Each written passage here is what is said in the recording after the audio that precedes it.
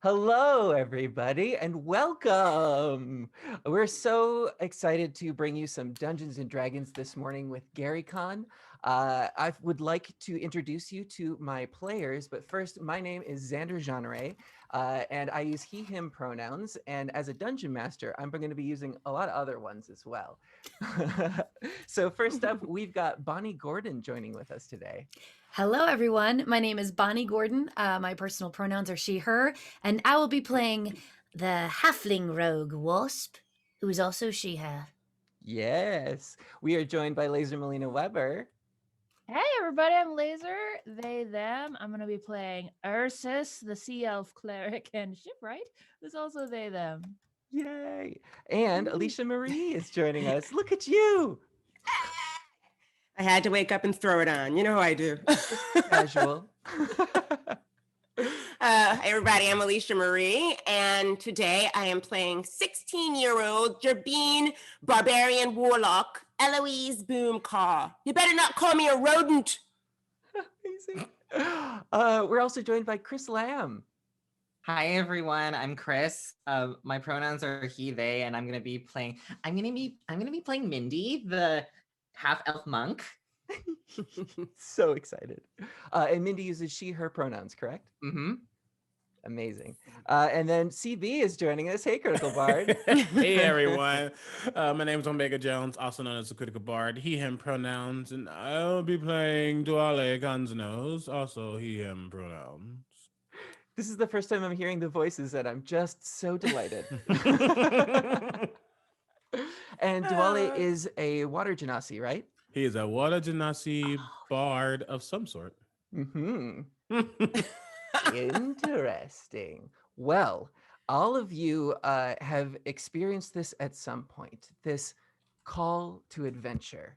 Wherever you've been in sort of a flux. You're looking for something new. And lo and behold, an opportunity has presented itself.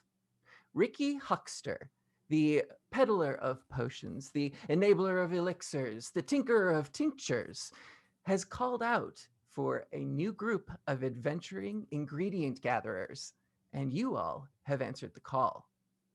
The meeting point for this is in the middle of the Cobalt Sea, a deep, dark blue sea that is eerily calm. There would be normally the sounds of animals, gulls, and birds, but it's eerily quiet and still out here on the placid Cobalt Sea. First up, we see Eloise. How is Eloise getting to this galleon that is now on top of the Cobalt Sea? A giant ship that has 2 stories. Okay, so Eloise has totally escaped the giant that tried to capture her and keep her as a pet. And she's now trying to find her way back to her family and her village and her twin, Elliot. So she's been adventuring.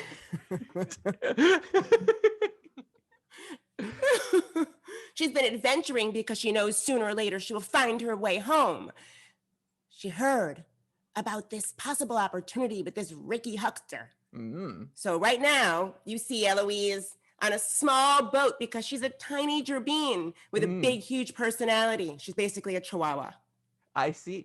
And for those who may not be familiar, could you describe a gerbine, how Eloise looks? Okay, gerbine are basically like a cross between a gerbil, mouse, rabbity, hopping thing. I mean, their ears are like 2/3 of their body. I don't know if you've ever seen them. They're really kind of creepy looking, but they're cute. And as soon as Humble would introduce them as a possible like race, I was like, I'm definitely gonna be one. I need to make big, huge ears. At some point I will, I promise. But today we're working with these. It's fine. No one's doubting your commitment. I love her already. Incredible. And And love.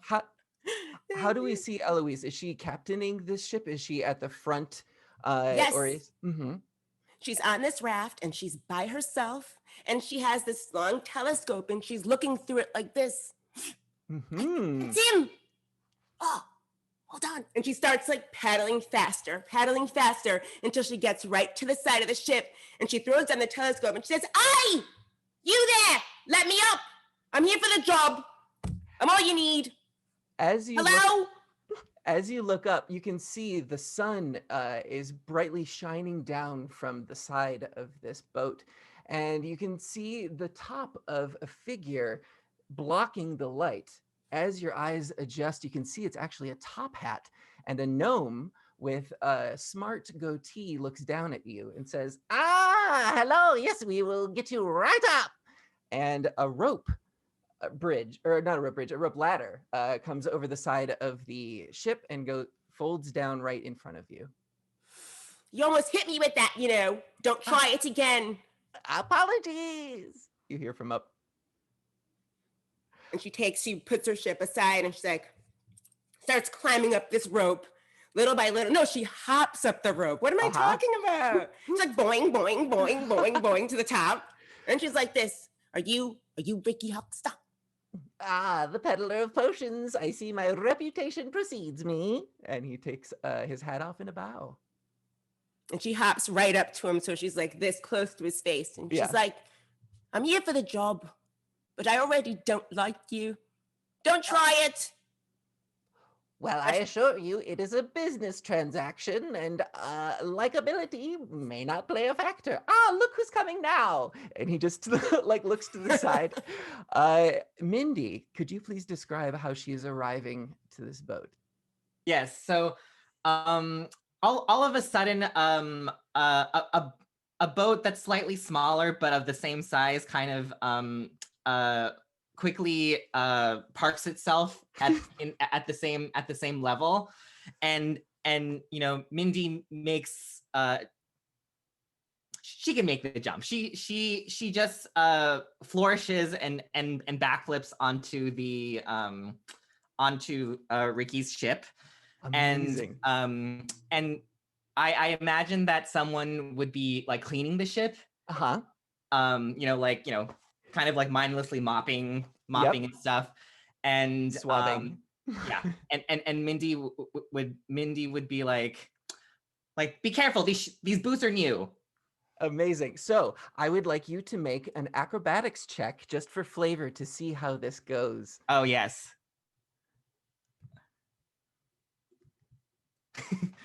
It's an 11. Great. Well, here's the thing. I'm going to give Mindy advantage on this because this is something that she's used to. So roll again, and if it's a higher number, we'll take that one. 21. That we will take. All right. Describe the incredible athletic prowess that Mindy has as she leaps from her ship to this one.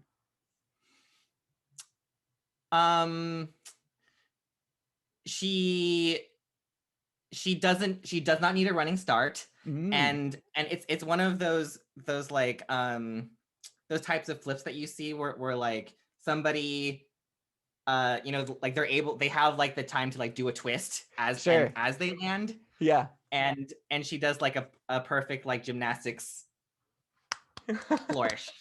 The crew that's around is clapping, and actually one of the half elves that was swabbing the deck goes to clap and drops the mop right at your feet, and that's when you give off that Mindy line.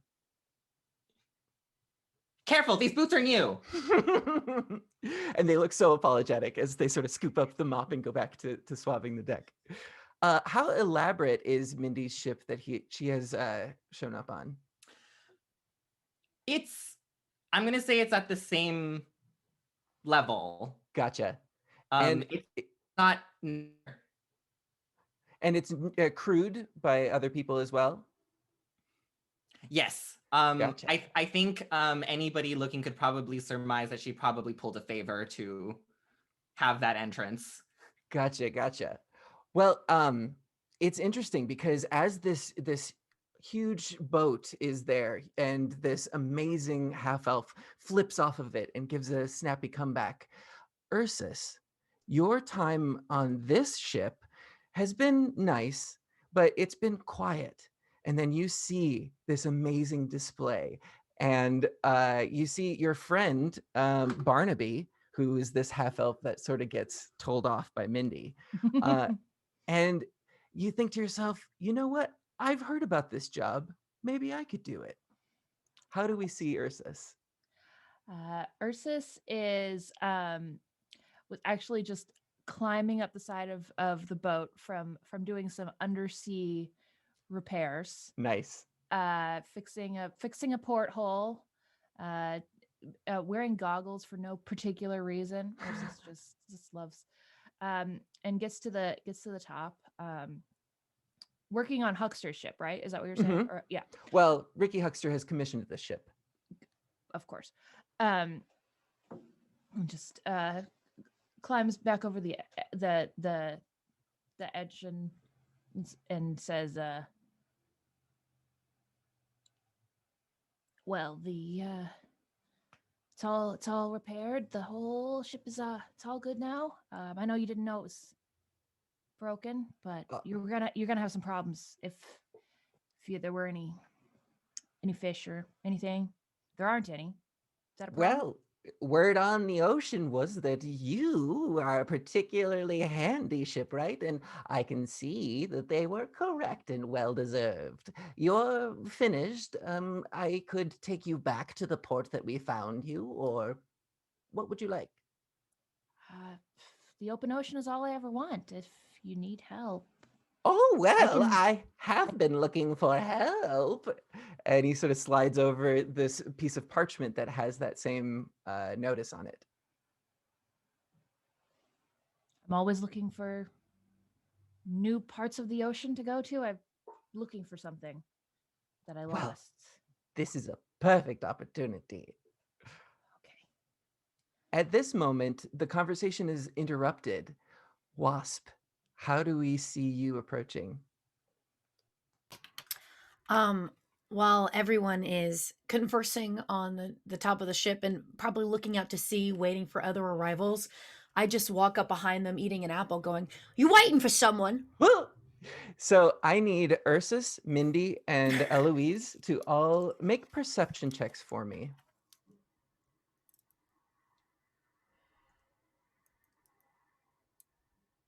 And actually, Eloise, I'm going to give you advantage because of your superior hearing. Oh, thank you. I was going to say, wow, how did I miss her coming? Big ears. I got a I'm very 14. good at what I do. A 14 for Ursus, Yes. A 10 for me. a 10, and then Mindy. Oh, that was with advantage. Yes, with advantage. Sorry, don't want to rub it in. Mindy? 6. Okay, so Mindy, Eloise, and Ursus, all of you, despite yourselves, are shocked. This voice comes out of nowhere. Ursus, you thought you knew this ship inside and out. Where did this person come from? I've been here the whole time. I actually snuck on board when you guys were at port, getting supplies. I've been in the apple barrel as I eat one of the apples. That's why that's why you had to stop for an extra supply. Sorry, I was hungry for a few days. And I was I worried got we you- had I look we had at- rodents. I'm just gonna point at Eloise. You do now. Oh. And you see, so Wasp is a little halfling rogue. She's wearing dark clothing. She has like a mop of hair, like kind of like strawberry blonde hair, just like tied up in braids and ropes on the top of her head. Like she doesn't even bother brushing it.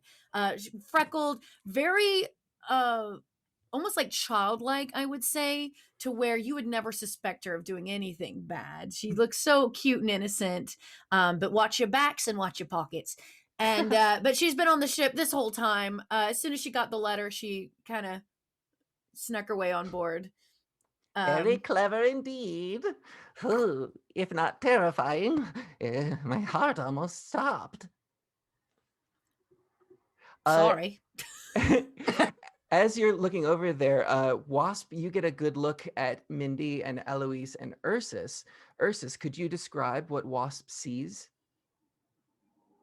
Sure. Ursus is a big boy. Mhm. Sort of light green skin and gills, as Mhm. elves do, but just broad and strong, and wearing goggles and kind of a thick kind of scaly armor, um, with just kind of seaweed everywhere, Mhm. tying back their hair on a little bandana, and trying to kind of hide behind a barrel, just stay out of the way until they're needed. Oh. That's what I did. Yeah. Well, I would appreciate it if we all stayed out of barrels for the moment because, oh, wait a second. I was convinced that somebody was where did he go? And Ricky pops off. You can hear as he's sort of jumping around the jingle jangle of many potion bottles and ingredients and things under his coat. As he's looking around on the deck, he goes over and he says, "Ah!" and spots like a deck chair that's strategically positioned next to the steering wheel, and on it we see lounging Duale. What does Ricky see? Ricky sees, first of all, a teal blue skinned individual with dreaded locks that go and pull to the back, but they almost look like they're just like wisp and tentacly water versus being hair. Um, they are wearing a black beaded, like jeweled vest of leather of some sorts with like purples and blues and gold tones on it, with a like a nice dark blue button up underneath. You see a rapier on their side, um, nice boots with a little heel because extra. Uh, uh, he has a two gold like those small hoops in his ears.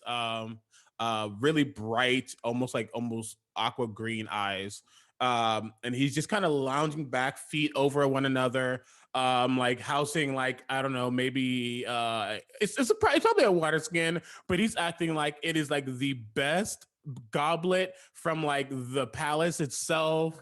You know, like, oh, sorry, I thought you wanted me here. This is why I am. Oh, Uh, I did not mean to disturb you, but I believe we are ready to proceed. oh, cool, great. That sounds good. I'll be there in about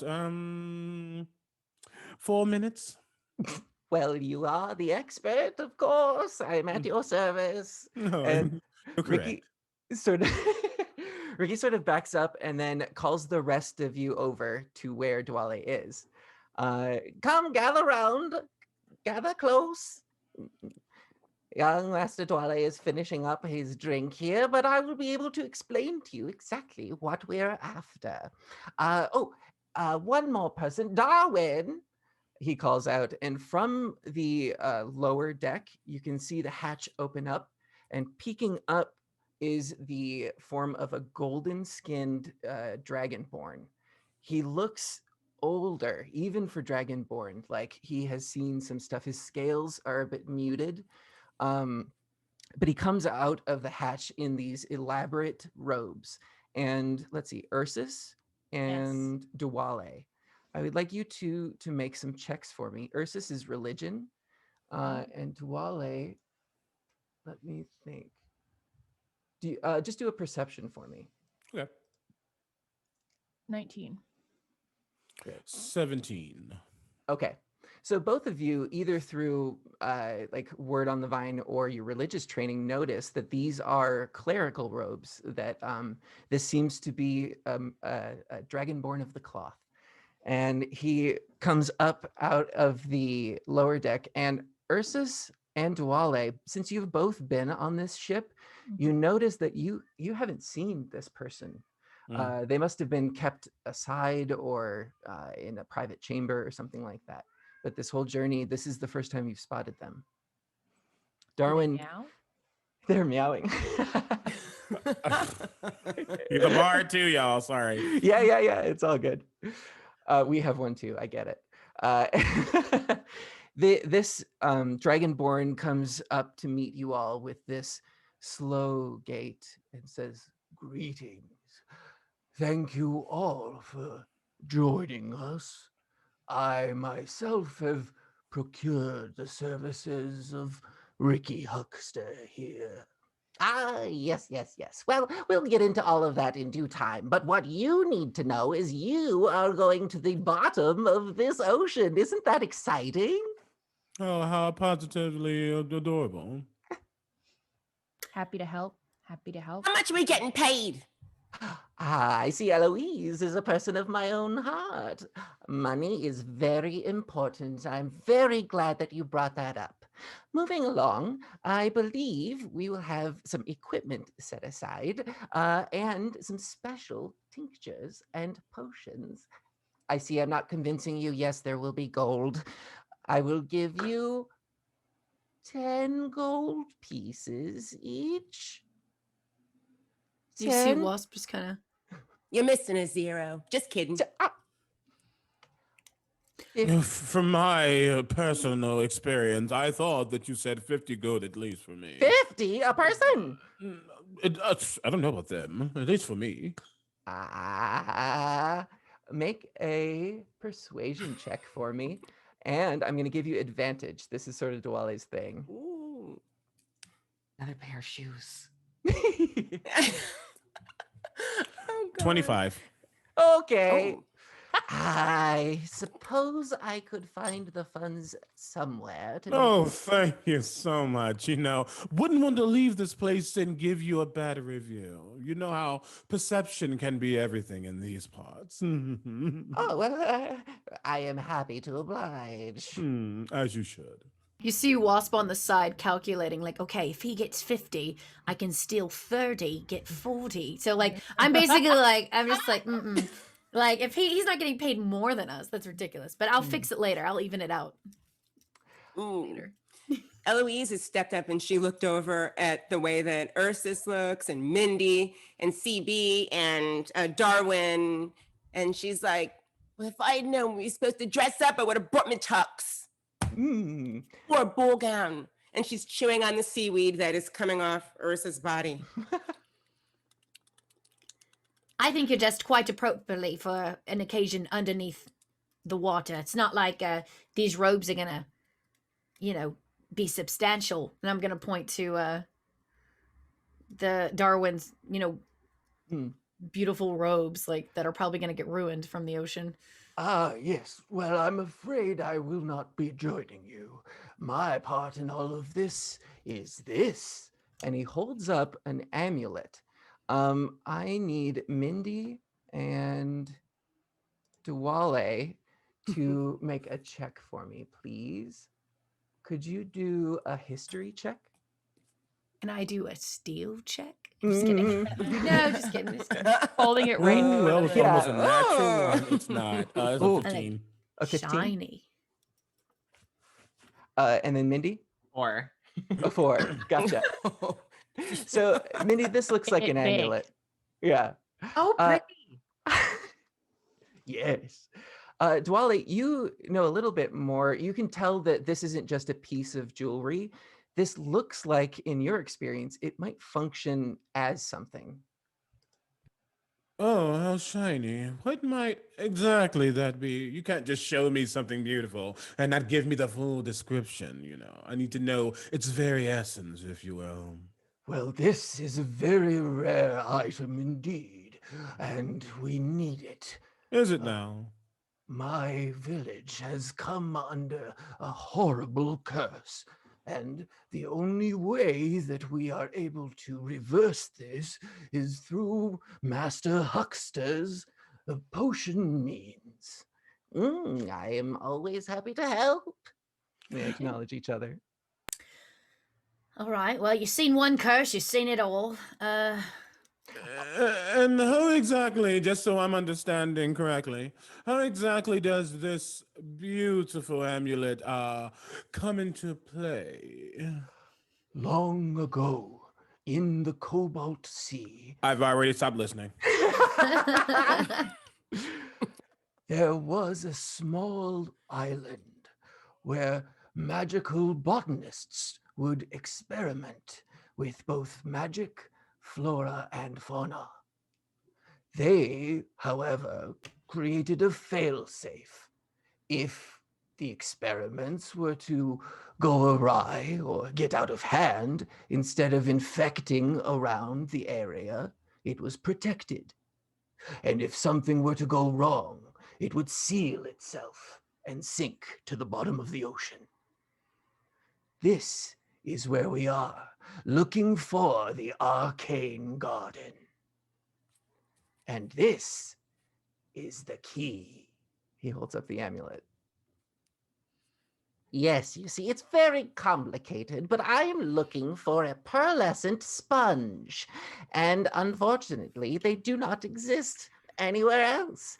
There was a record of a science magician working on this in the arcane garden, and I believe that the pearlescent sponge may still be down there. Now, in order to access the arcane garden, you need 2 of these amulets, and we have been able to recover 1. And Darwin's just still holding it out.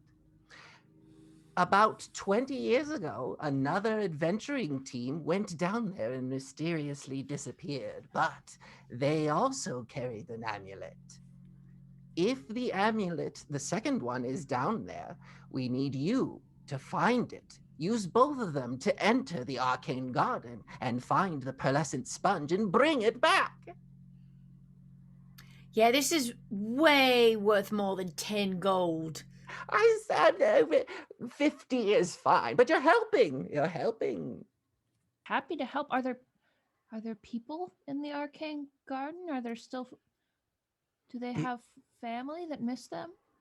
The arcane garden has been rumored to be missing for the last 1,000 years. There are no longer sentient beings that are down there, but who knows of the magical experiments?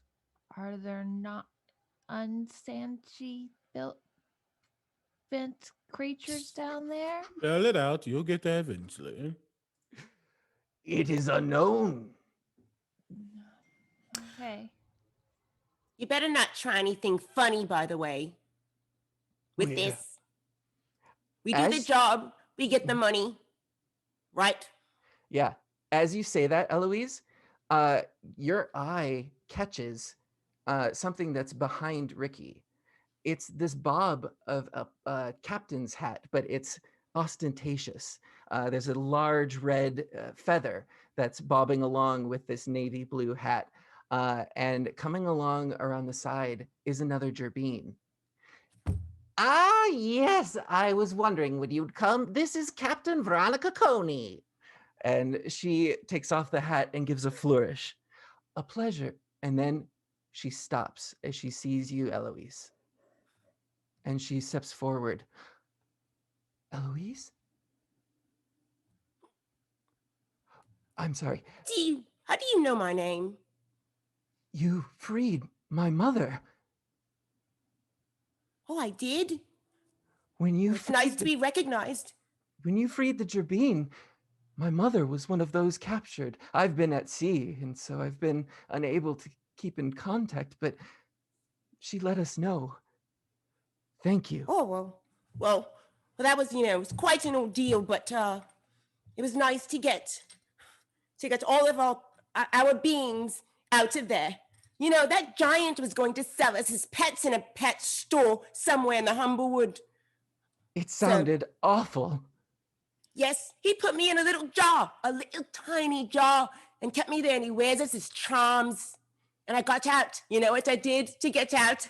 I'll tell you, because I know you're interested. I know you're all interested. And you, I want those cosmetics you use, and I want them later. That's all right. He has Ursus- me in his little charm necklace, and I actually turned on one of my cute spells, and she looks over at Wasp and is like, I know you use it too. I turned on my cute spells, and he let me out, and I was able to escape and then release all the other gerbines that he had locked up in cages. It was disgusting. So I'm asked to see you. But don't you try any funny stuff either, or I'll take you out. I don't care. Never. I take a- all- Sweetie, compliment. Ursus takes some seaweed off of their face and hands it to Eloise. You Oh. saved them all. That's so nice. I take a bite of my apple and was like, all my cuteness is natural.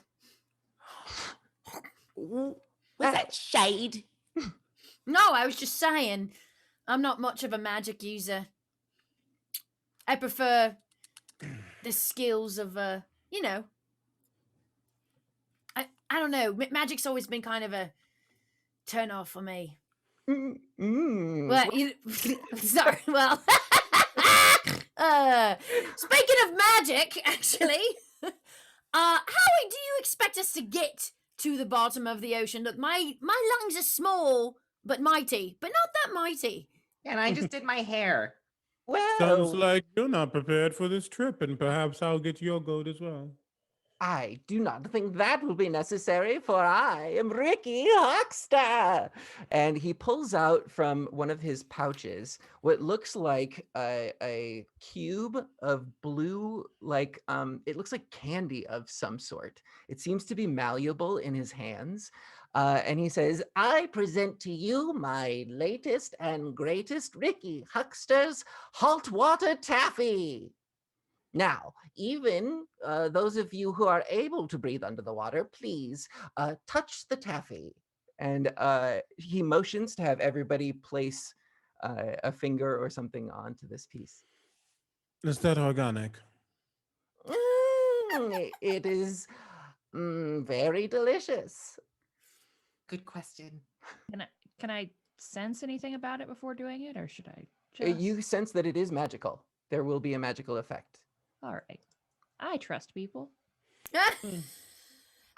So as you each place a finger on this taffy, you feel a sort of tingling sensation move up throughout your body. And Ricky says, now concentrate.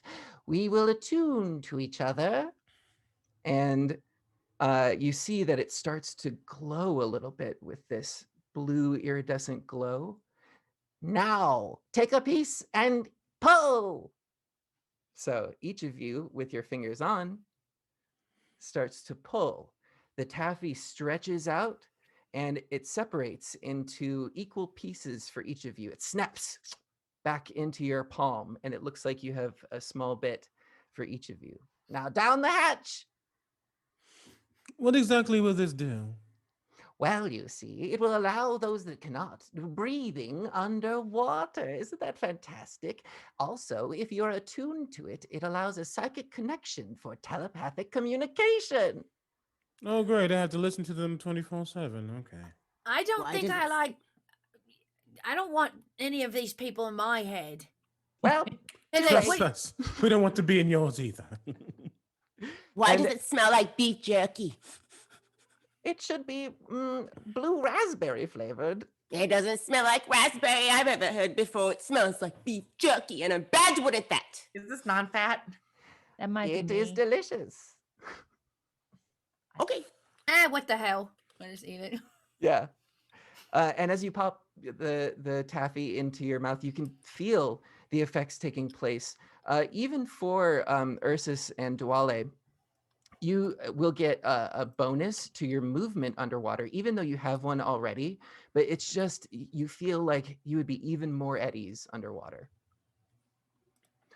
All of you notice that you're starting to glow this blue that soon fades. And you turn back into your normal coloring. And Ricky says, this will last you the entire day. So you don't have to rush, but do be quick about it. You don't want to be trapped down there. Oh, anything to stop listening to stories from the past. That sounds good to me. And he's going to look at them and go, well, shall we be off? And literally just, bloop.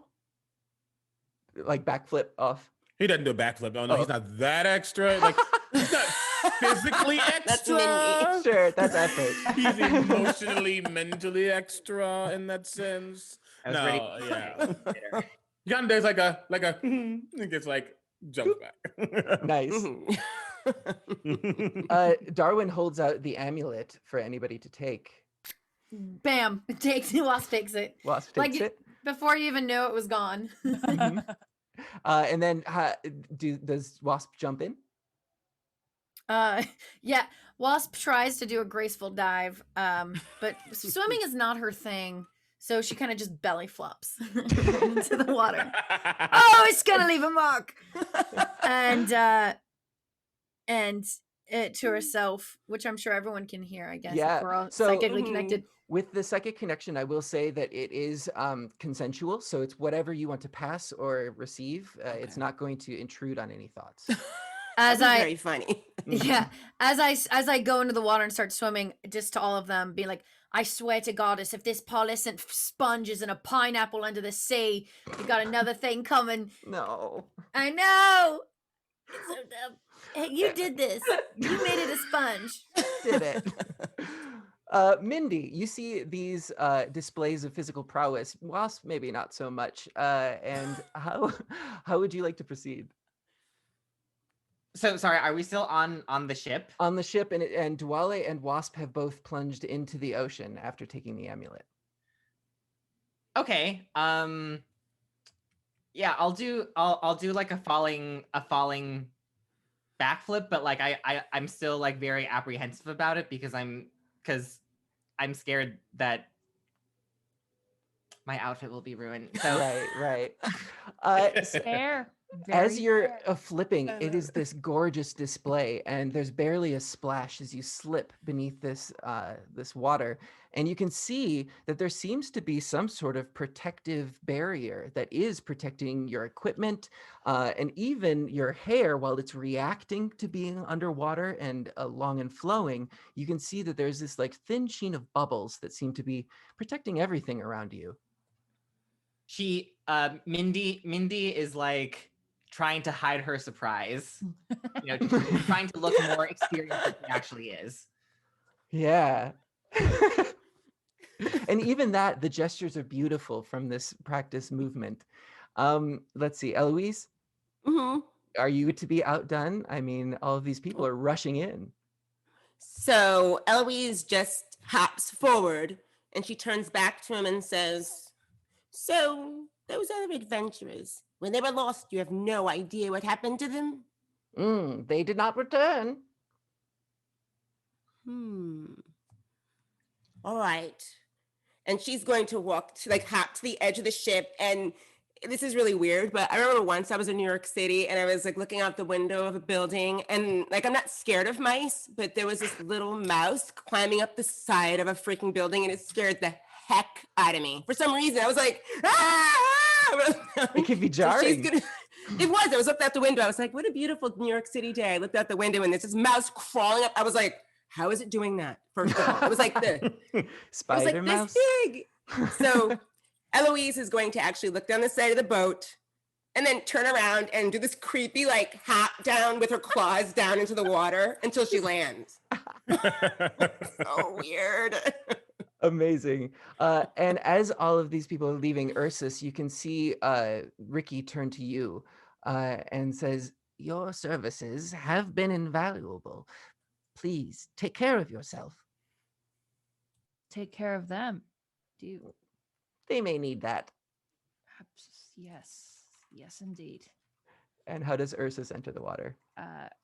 Ursus goes and pushes back some sacks and scoops up their trident, which is much shinier than the rest of their clothes.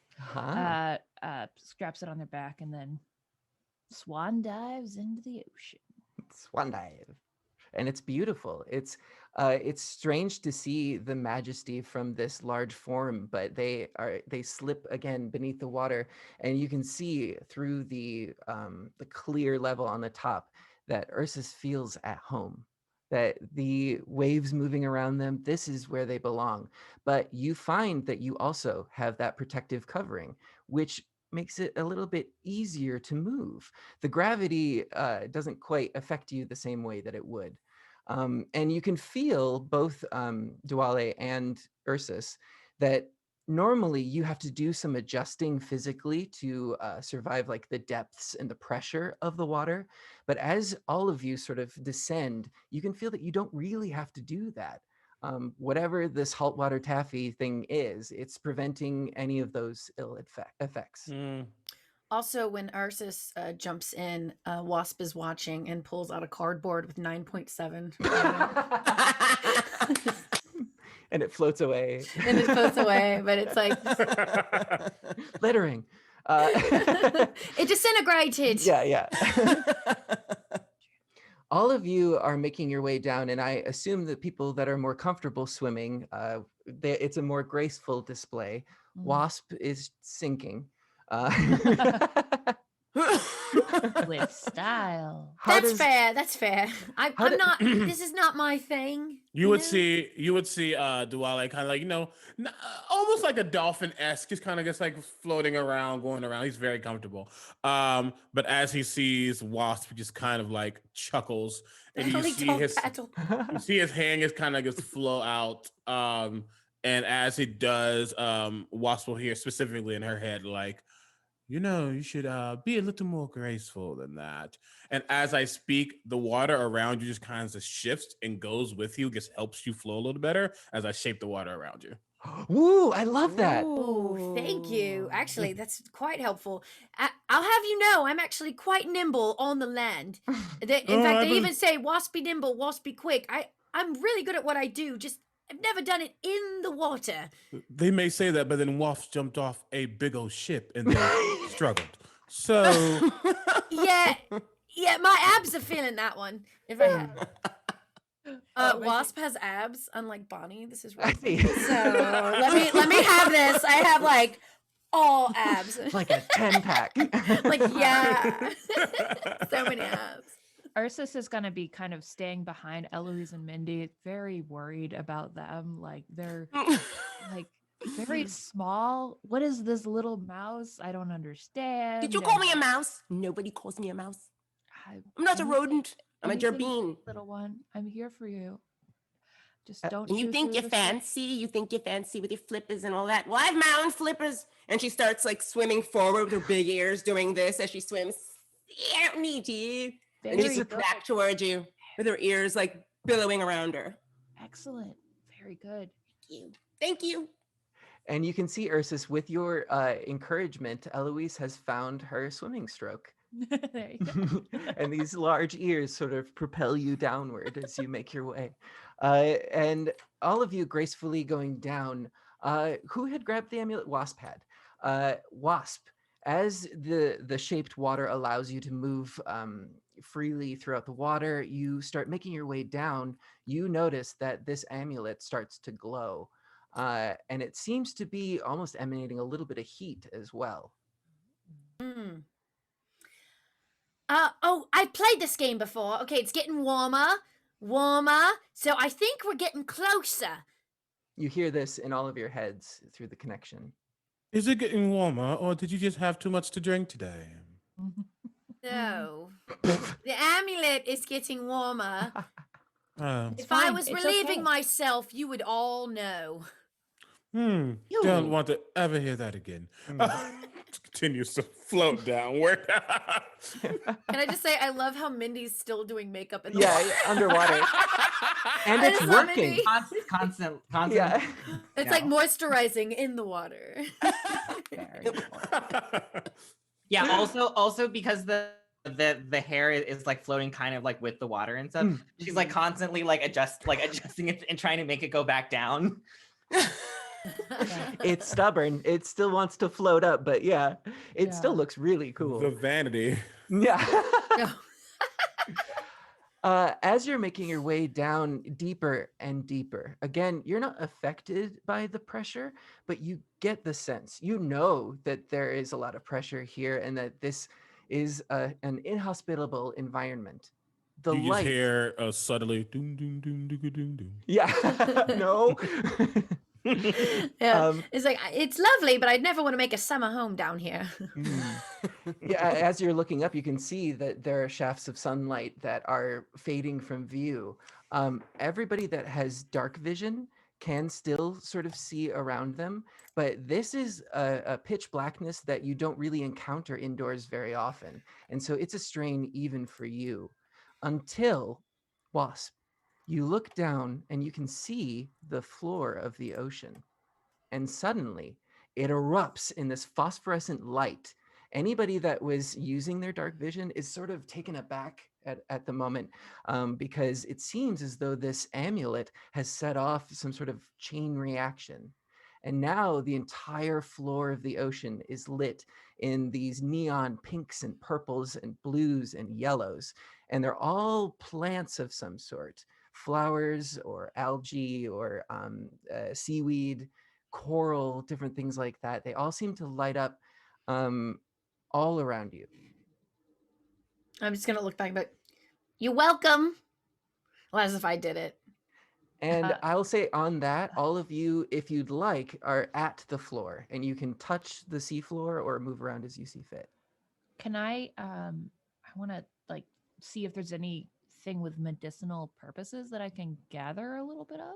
Gotcha. Okay. I would like you to make a nature check for me or medicine, whichever one is stronger for you. I got an 11. Okay. So as you're surveying, especially having known underwater plants and things like that, these seem like regular plants Okay. that are just reacting in some way. They wouldn't have any special properties other than this. Cool. I'm still gonna put one in my lapel. Like the seaweed? Yeah. What color do you pick? Green. It's a bright neon green seaweed. Green goes with everything. My mother told me that. As Dwale gets to the ground, even though he's underwater, you still see him just like kind of brush himself off, just feeling himself. All right, so what exactly are we looking for? Dwale, make a perception check for me, please. No, okay, that'd be great. No, that's a 9. A 9. Okay. You can't really see what's going on the seafloor, but you know that this is some sort of like magical reaction. This is not plants behaving normally. Great. It looks like they don't like, or they do like, whatever you are holding right now, that amulet thing. That I'm gonna have to look at that eventually. But for now, I guess we can find, if there's a hole for this key or whatever. I don't know. Well, first we should probably look for the second amulet. I don't think we'll be able to get inside the iridescent garden or whatever it was called. Arcane garden. That's what I said! The arcane Yes, I was gonna- garden! I said that. Maybe I should... I put garden and I was like, I know there's an adjective before. Yep. Not wrong. I don't think we'll get into the arcane garden with just one. We need both amulets. So That would I would also say mean let's search for the adventuring party that didn't quite make it. that right there. Yeah. As you're speaking and Dwala, you call attention to the amulet. Mindy, and Eloise, both of you make a quick perception check for me. Perception's not my strong point. 8. 11. Okay, so Mindy, I'll give this to you. Eloise, you don't really notice anything, but Mindy, But as she's you, over there eating one of the plants. yeah, you've taken the time to separate yourself a little bit from the group to sort of fix your hair and your makeup, Yeah. and you look down, and you can sort of tell that the phosphorescent light in the plants is a bit duller where you are as opposed to where Wasp is. And as you notice a bit more, as Wasp and Dwale are talking and moving, the level of phosphorescence seems to be following them around. Hey, guys, come check this out. As she calls attention to it, all of you can look down and see there is sort of like this perimeter of plants that are being affected by Wasp holding this amulet near them. It's, again, it's stronger right at the base, and it seems to get weaker as it goes out. But as they both move around, you can see this perimeter also moving. It's about a 20-foot perimeter. I'm just gonna go, woo! I'm just gonna move around really fast. Yeah, Back as and you're- forth. You stop waving that around. You know what to do. And then like Eloise totally forgets how that like telepathic thing works. And she Yeah. says in her head, I can't believe we're trusting the most important thing to this, like whatever you call it. Sorry, because she didn't think everybody could hear it. You're But right. she by mistake like submitted it to everybody. Oh, I'll just be like, I'll have you know, I'm very good at what I do. Hmm. And that's holding very valuable objects. You on better that not do anything weird with it. on that note, Wasp, I would like you to make a check. Mhm. Let me see.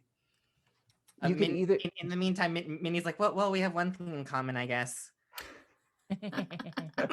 liking nice things. Why don't you give me an investigation check, Wasp, with advantage? So you're gonna roll Okay. twice and take the higher. Okay. You heard it do the little thing. Oh, 16, Nice. 17, 18. And 18. And I'll roll again. Why not? Sure. Yeah, crit fishing. Yeah. See if you get a 20. Oh, nope, that was a 3. Let's stick with the 18. Yeah. All right. As people are pointing out these various things, like the perimeter, the amulet is a key, looking for a hole type of thing, you sort of start to piece these things together, and there are cracks in the ground, like beyond the plants. As you're following some of these along, you do find what could be like a hatch door. And on either side are indentations, and it looks like the amulet may fit into one of those indentations. Interesting. I love puzzles. All right, look over here. It seems like there is a door. We're gonna have to find the other key if we actually want to go in.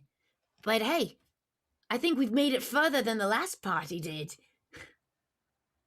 How do you know? The door was closed. How far did they go? We have won the other key. If we find a dead body, we know we're in the wrong direction. Or the right direction for the other key. That's right. That's right. We fight at dawn. Never mind. Sorry. So Sorry. I often find when doing a puzzle, Mm. we should try things. Mhm. Always fun to try. What happens? Should we try something? Ooh, I don't know about trying anything. So here's the Maybe we thing. should They try said, nothing. throwing this out there, they said we needed 2 amulets to unlock the door. The other party had 1. They never returned. I'm a little hesitant to put the 1 in there without the other 1. We could try it, or you could try it. And I step back further away. Look, I've seen some shit. All right. Yeah? Are you all really I'm- scared of being underwater? I'm sorry, does it rattle your jammies or whatever you do? Pajamas? Not their fault. They don't know how water works. I'd like Look, to you get may. the Oh, go. amulet. Yeah, Ursus Yeah, I'm takes going the to give it amulet. to Ursus. I was like, you may be in your element. Let's see how well you do on land. Pretty well. We live on land. Yeah. Well, Oh, well, I you know take that. what she said. It's been taken. Oh. Ursus, what would you like to do with this amulet? Can I examine the door again? Like, is there Yeah. an Why arrow? don't you make an investigation check. Okay. Investigation. 15. Okay.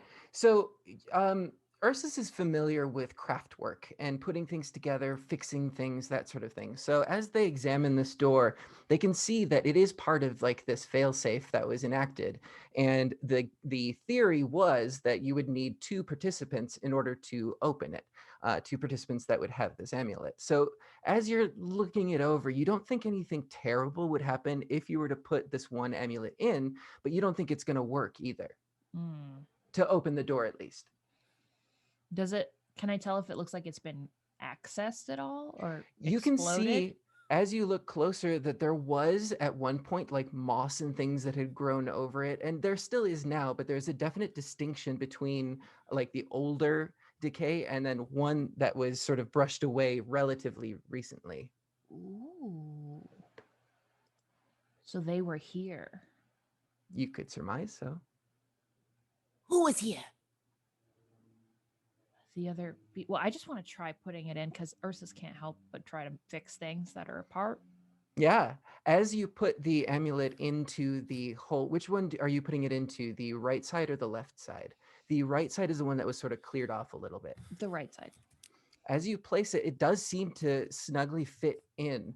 And there is like not really a clicking, but it does, latch in. But you're still able to take the amulet out. It doesn't, it's not forcefully in there, but nothing happens. Still very Well- satisfying. while Ursus puts the amulet in, Hmm. Diwali just kind of looks outward because we are at the bottom of the sea, and Yes. we don't know what's down here technically. Yes. So I'm just going to just look out and see if there's anything around. Is there any? Because what killed or ended the adventuring party? Uh, Right. Two, is it still around? So just Copy. looking around as we're just kind of talking and wandering down here. Yes. Let's have. Let's see. What should Duale do? Let's actually have Duale do a sleight of hand check, because there might be something that's going on here. Okay. Mm, that is not the best. A 14. A 14. All right. With a 14, I'll give you this. You're looking out into the depths of the sea, and you know that there's this perimeter of light, but it's not really reaching out, and that always seemed a bit off to you. Um, but as you're looking out and sort of thinking about it, you swear that you can see another faint glow in the distance. It's about a mile away, and again very faint, but you just happen to catch it. Okay. I'll take out a small little it almost looks like it could have been from like a crab or something, but it's like a nail file. And they start just going at their nails as they're looking out, and they kind of spot that faintness and just go, I would be a little quicker if I were you. I don't know what it could be, but something definitely is down here. And you all get this Oh, message. oh, you know what? I didn't Ah. even think about the fact that we could be eaten down here by something else. No, you can be eaten. I'll protect you.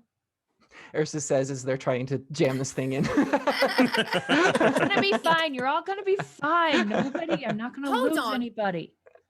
Again. Oh gosh. I don't think this is working, Wasp. Yeah, I could have told you that. But I do. So I noticed the glow too as soon as Dwali says it Points too, it out. right? Mhm. Well, this amulet causes a glow. Probably the other one does too. That's probably the other amulet just sitting in a pile over there. Did it look like it was moving, or it was just stationary? You only caught a glimpse of it, so you wouldn't be able to tell, Okay, but valid. it was over there. Well, let's go check it out. Let's go. And I'm gonna Mindy pull my takes off. I'm gonna pull my dagger out just in case. Nice. I'll go as well, and I'm kind of not only am I swimming, but shaping the water around me gets to propel me a little further.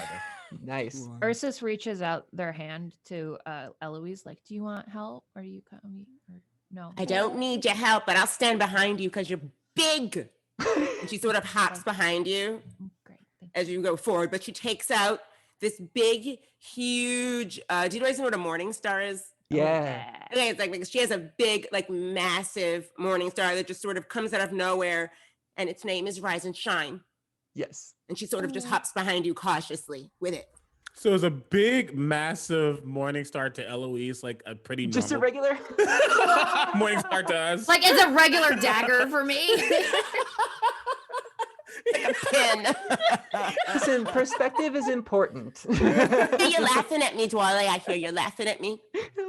Do you want me to carry that for you? Or are you okay? No, I'm fine. I have it myself. Thank you very much, though, for asking. Okay. And you, I want those cosmetics. I see you using them. You keep showing them off to me. I want them. Oh! I have an extra one from a free sample here. Oh, you can put it on me, please. We are under the water, and you all are worrying about cosmetics. I mean, don't get me wrong, I understand, but probably not the best place. Also, That's while true. all of this It's was always happening, the best place. Mhm. while all this was Later, what do you happening, do? I snapped the amulet again with no one looking, just so. Oh, from Yes, Ursus? Yeah. Yeah. You wouldn't wouldn't even know it happened. Yep. As you're moving forward, Mindy, as you're doing Eloise's makeup, you're sort of like, I see, like walking and talking on the bottom of the ocean. You get to like the edge of where that phosphorescent perimeter is, and as Wasp now with the amulet is moving, it does move forward with you. Yeah. Wasp, while you're moving forward, I need you to make a perception. Well, do insight for Are you me. sure not a sleight of hand one? Not for this one. Why not? Which one did you say? Perception? Or Insight. insight. Oh, really? Are you Xander, sure? are there just no fish down here? That's a great question. There are fish. Oh, There are, well, it Wait. seemed like there were fish at the upper levels. okay. As soon as you got to the floor, Ursus, you particularly can sense that there are other like wildlife, like fish type things that are down here. I got a 14. I don't have any modifier on my insight. Okay. With a 14, though, I'll give you that your impulse was correct. It does seem like there is a light out there that is reacting as you're getting closer with this amulet. Follow the light! I've always wanted to say that. As Wasp points this out, all of you now can see that there is like this faint glow as you're moving forward. Looking closer, you can see that it seems to be obscured by something like a clear, somewhat transparent material that you can't quite see through, almost like a thick, opaque sheet of ice. That's the sort of filter that's over this light. What is that? While we're still at a distance, I Mm-hmm. want to see if it is like a solid thing, so I'm going to throw my dagger at it. But my special dagger.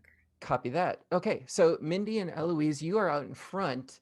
And then Ursus and Duale, you're oh wait, no, Eloise, you did move to the front for the makeup thing. Ursus and Duale, you're behind Wasp, I assume, but all still Yeah, together. I'm in the Yeah, back. yeah. I'm He's not floating really- kind of behind to Mm. keep. Yeah, it just he started going, so wherever he landed, he's not really gonna be in front or back, just there. Gotcha. Mindy and Eloise, it's sort of surprising as you see and sort of feel the vibrations in the water as this blade goes whizzing past you. And Wasp has let out this dagger. Could you make a ranged attack roll for me, please? Attack roll? To see if you hit. Okay. Yes. Oh, hold on. It's my special weapon, so I want to make sure I do it correct. Okay. I wanna feel Um, special. Roll. A 10 plus 9, 19. 19, that hits. So all of you saw this blade come whizzing out. It's this dagger. And if you were to look closely, you could see it's decorated, right? Mm-hmm. And it goes forward towards this light, and you see it pierces through something. And all of a sudden, you feel it more than hear it. This rumble. Oh, reverberate. shit. And up from what you thought was the ground, a giant moray eel sort of erupts, and you can see now that it has sort of transparent skin, that you're seeing this glow on the inside of its belly. And like I'm in the middle of doing Eloise's makeup, and so I mess up. I want a wing lineup. I mess it up a little bit as the rumble happens. Like, what's that? What's that? And I'm gonna need all of you to roll for initiative. Oh, Real quick, though. Oh, God. Can I put my hand out so the dagger returns? I will give you that on a quick action because you caught this creature on surprise. Okay. So on your first turn, we'll see. Okay.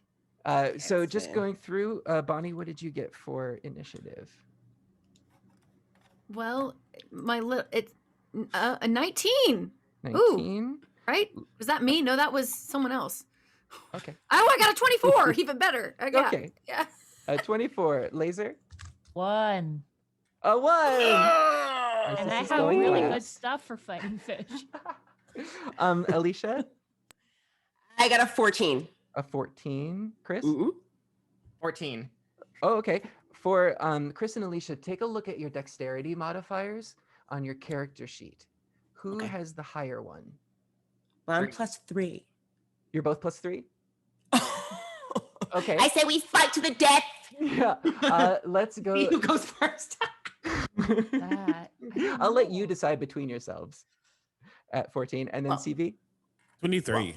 A 23. Okay. Real quick. Right. Bonnie, Wasp is up first.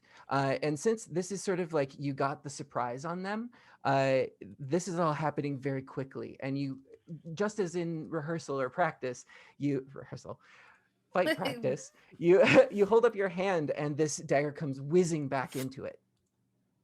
And it's your turn. Oh crap. I'm gonna keep my dagger in one hand and pull out my short sword with the other. I don't have much ranged weapons besides my throwing dagger. So I'm I gonna will just say right now Yeah. you've walked away, so I would say it's you could say it's about 60 feet away. Right. I'm gonna like slowly start getting closer, Mhm. knowing that I'm obviously a lot smaller than this creature. I'm going to get closer enough to where my dagger can do more damage, per se, or like at least hit more accurately, but also keep my distance because, yeah. Gotcha. So what I'll say is that for this, you'll have to do like a move action to keep pace with it. Okay. So if you'd like for your full action, I will let you get up to it. Otherwise, it is coming towards you. So if you stay where you are, it will also be getting closer. Great. I'm going to take okay, I'm going to use one of my bonus actions to do like a dash Hmm. and do a quick another swipe of Throw. my dagger. Okay. Mhm. Make a ranged attack for me. And you're just dodging out of your spot. You're not like moving closer to it. 15. A 15? Okay. Yeah, I'm just dodging like I'm keeping the distance equal away so it's not getting closer or further away. I'm just making sure I can hit it with my dagger. So it's a 15. Gotcha. Unfortunately, that does not hit. And it is getting closer to you as it starts to move its way through the water. You can see it pierces through with ease, as it has this like long beak out in front of it that is thin and jagged on the bottom with teeth. And they have like these lamp-like eyes that are milky with being underwater in the depths for so long. And this your dagger just whizzes by it in the water, but then turns around and comes right back to you. As it comes back and I grab it, I'm like, I think we can figure out what happened to the rest of that party. Next up is Dwale. All right. Okay. Don't think about the party. Just a little bit. Just a little bit, you know. Uh-huh. Okay, cool. Yeah. Duwale sees this thing coming. And it's not that he shows fear, more so annoyance that it had to be this big eel. Why couldn't it just be, I don't know, a jellyfish or something? Right. And he okay. He produces from his side that's been tied on his belt a small-ish drum. Mm. And it's made of tortoise shell. Mm-hmm. So it's a lot, more bowl-like versus like half bowl-like. Mm-hmm. With a nice, black covering over it. And he just starts to melodically like tap on it. And he looks at this thing and go, "Oh no, we can't have this one. Not at all." And I'm going to expend one of my, as a bonus action, expend one of my bardic inspirations Uh-huh. really quickly and roll a d8. Uh-huh. That. Okay. I wrote that. And then as an action, Oh, is it? I start to speak in primordial and I say, "You need to slow all the way down. Again, I have this one. Please do it quickly." Oh, that's kind of an oxymoron. They need to make a wisdom saving throw as I cast slow as an action. But go ahead and subtract 8 from their saving roll as I use my unsettling words. This thing doesn't have a great wisdom to begin with. Didn't think it did, but just to be safe.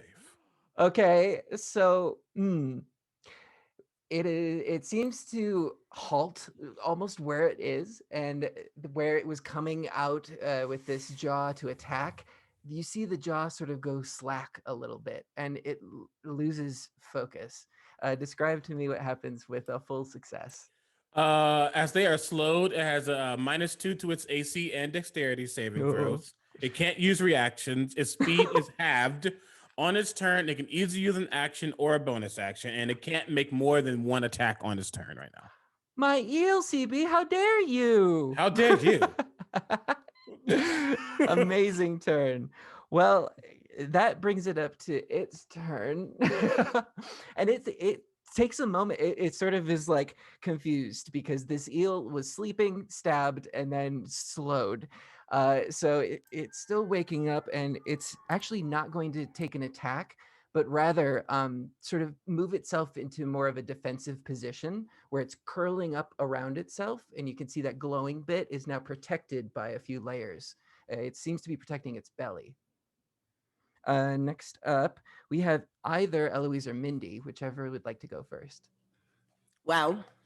Since Mindy made me look like I could walk in New York Fashion Week, you can go first. New York. Oh, I thought you were gonna say you could go first because you look nice. No, I'll go I first. don't mind going first if you want to sit down. Give me that. And she I can snatches the imagine lipstick, we're- puts it on her face. Like, no, I got it. There's Oh, a full-on okay. fight. Okay. We're just having a polite battle. Okay, I'll go first. Yeah. I'm going to Oh. I'm going to make a regular unarmed strike. Uh-huh.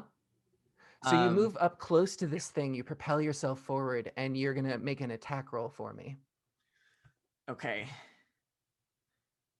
Yes, 23. Nice, nice. Yeah, Mindy is having this sort of mental disagreement with Eloise, and then you just see this intense focus take over her face, and she looks at this eel Yeah, and yeah, then yeah. like projects herself forward and smacks this thing with her fist. Yeah. Roll damage for me.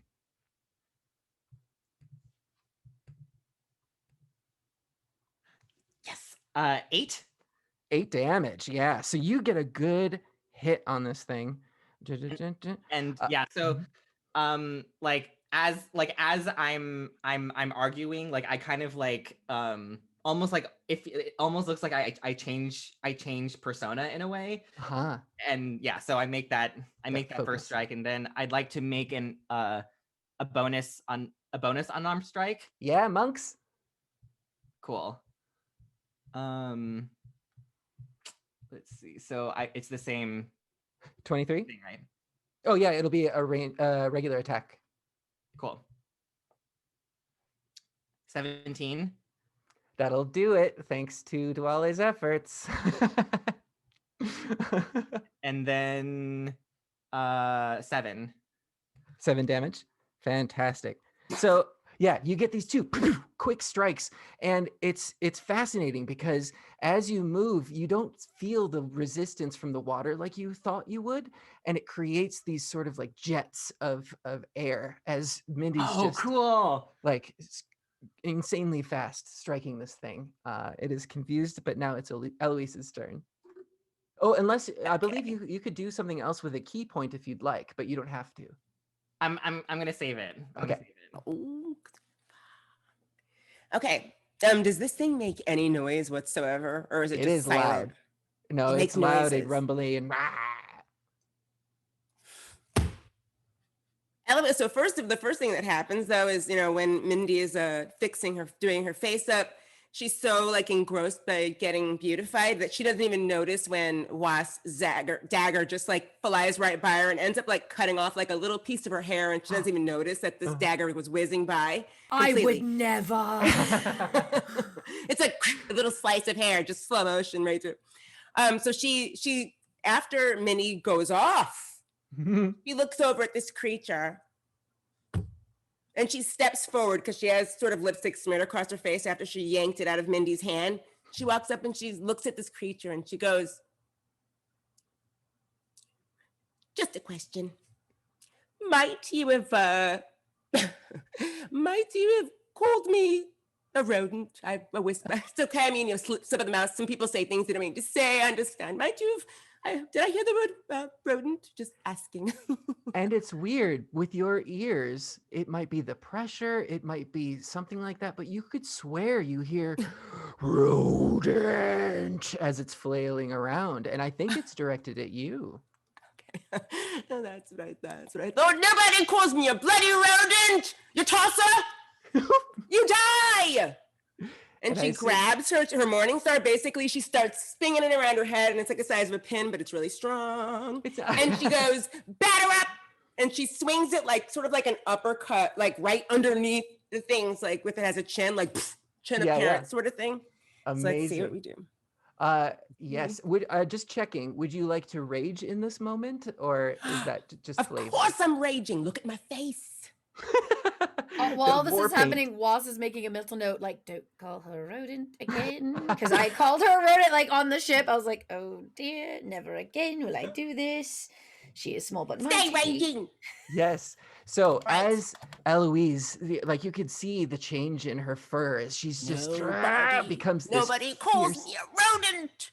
I will climb up the side of the ship and jump off and land on you again. Nobody calls me. Starts squeaking while she's raging because like she's obviously a rodent, right? Yeah. I rolled a 16. Great, and thanks to the efforts of Diwali, that will hit this creature because it has a reduced AC. So go ahead and you get a +2 to your damage because of your raging. So go ahead and roll rage or damage with a +2. Okay.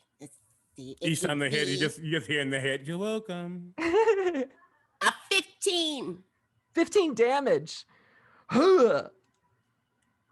And yeah, Mindy, as you were up there and you were just like, pop, pop, all of a sudden, where you can hear this, as this Gerbine comes swinging this morning star up, clobbering this thing, doing a lot of damage. In fact, because of the force of this, the moray eel sort of crumples down a little bit. And so are you going to take another attack, which I believe you have? Who, me? Yeah. Am I going to take another attack? Because I get one more, don't I? Oh, thank you for reminding me. Yeah. All right. So I forgot because she is let's see. She's a specialty. Oh, goodness. Tentacle of the Deep's attack. Yes. She sniffs and then she goes and spits for no reason whatsoever, just because it looks tough and she likes the way it makes her look. As you spit, the saliva comes out, and as the coating from the halt water it wears away from it, it sort of dissolves in the water. And then you hear like that really old song by Michael Jackson, Bad, like just playing in the background randomly for no reason. Yeah. And then she would like to Tentacle of the Deeps. Let's see if it works. Oh, maybe 17. Yeah. So she does this. As this bonus action, Eloise summons the Tentacle of the Deep, a 10-foot long tentacle. It can come from anywhere. Is it emerging from Eloise, or is it from like the ground or a point in the water? It's coming out of nowhere. You don't see me coming. You don't even see my tentacles coming. So the tentacles just sort of start coming out of nowhere, and they're growing and they're furling. And what's weird is that they all sort of look like they have like little Eloise tattoos all over them. Like her face is like this. Her face is like this in every tattoo.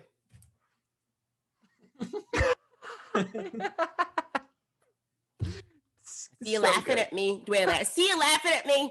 And then the tentacles just come out and they're doing this and they start curling around the creature I told you not to call me.